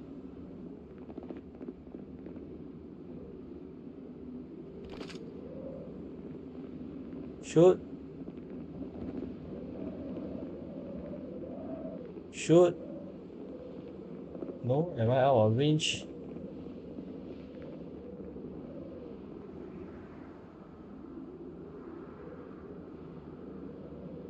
Oh, I'm holding in the secondary hand. Nope.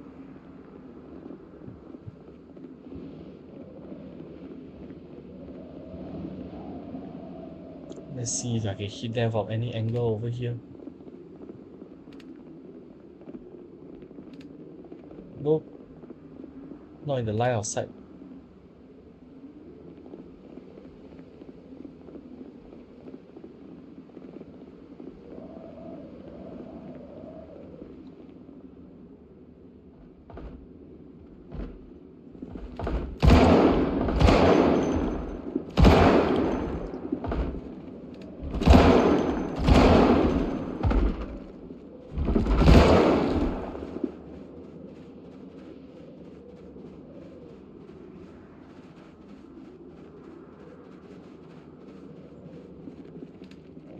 Wooden fences damaged, destroyed. I guess something needs to be done about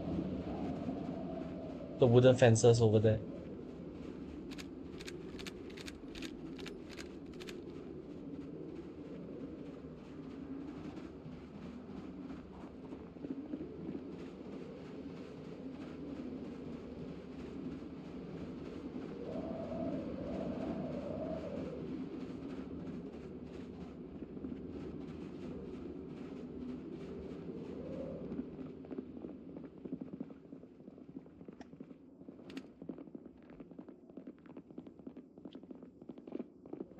Yeah, every time I walk past the ground floor, the floor stash, it all screams. This isn't something collected by one person.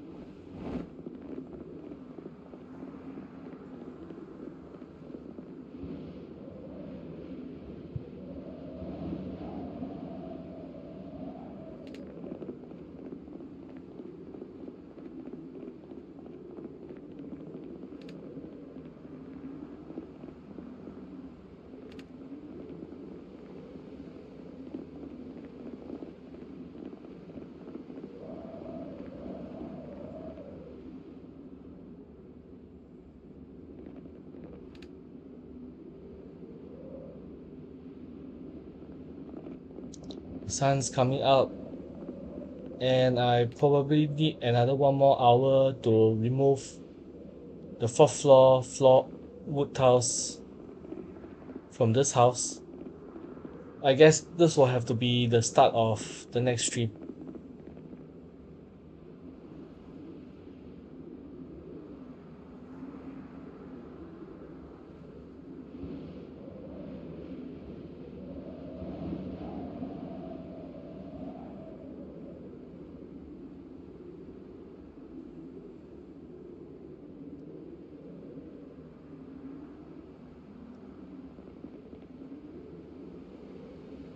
Well, in any case, appreciate you hanging out for the stream, and I hope to see you in future videos.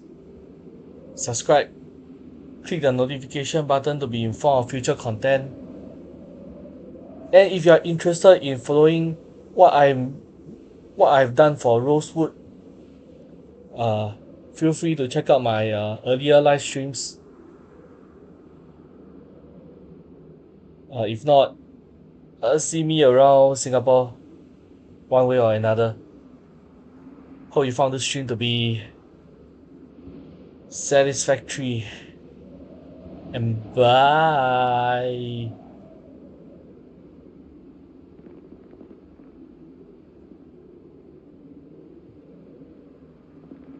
Okay, one more towel for the road. See you next stream.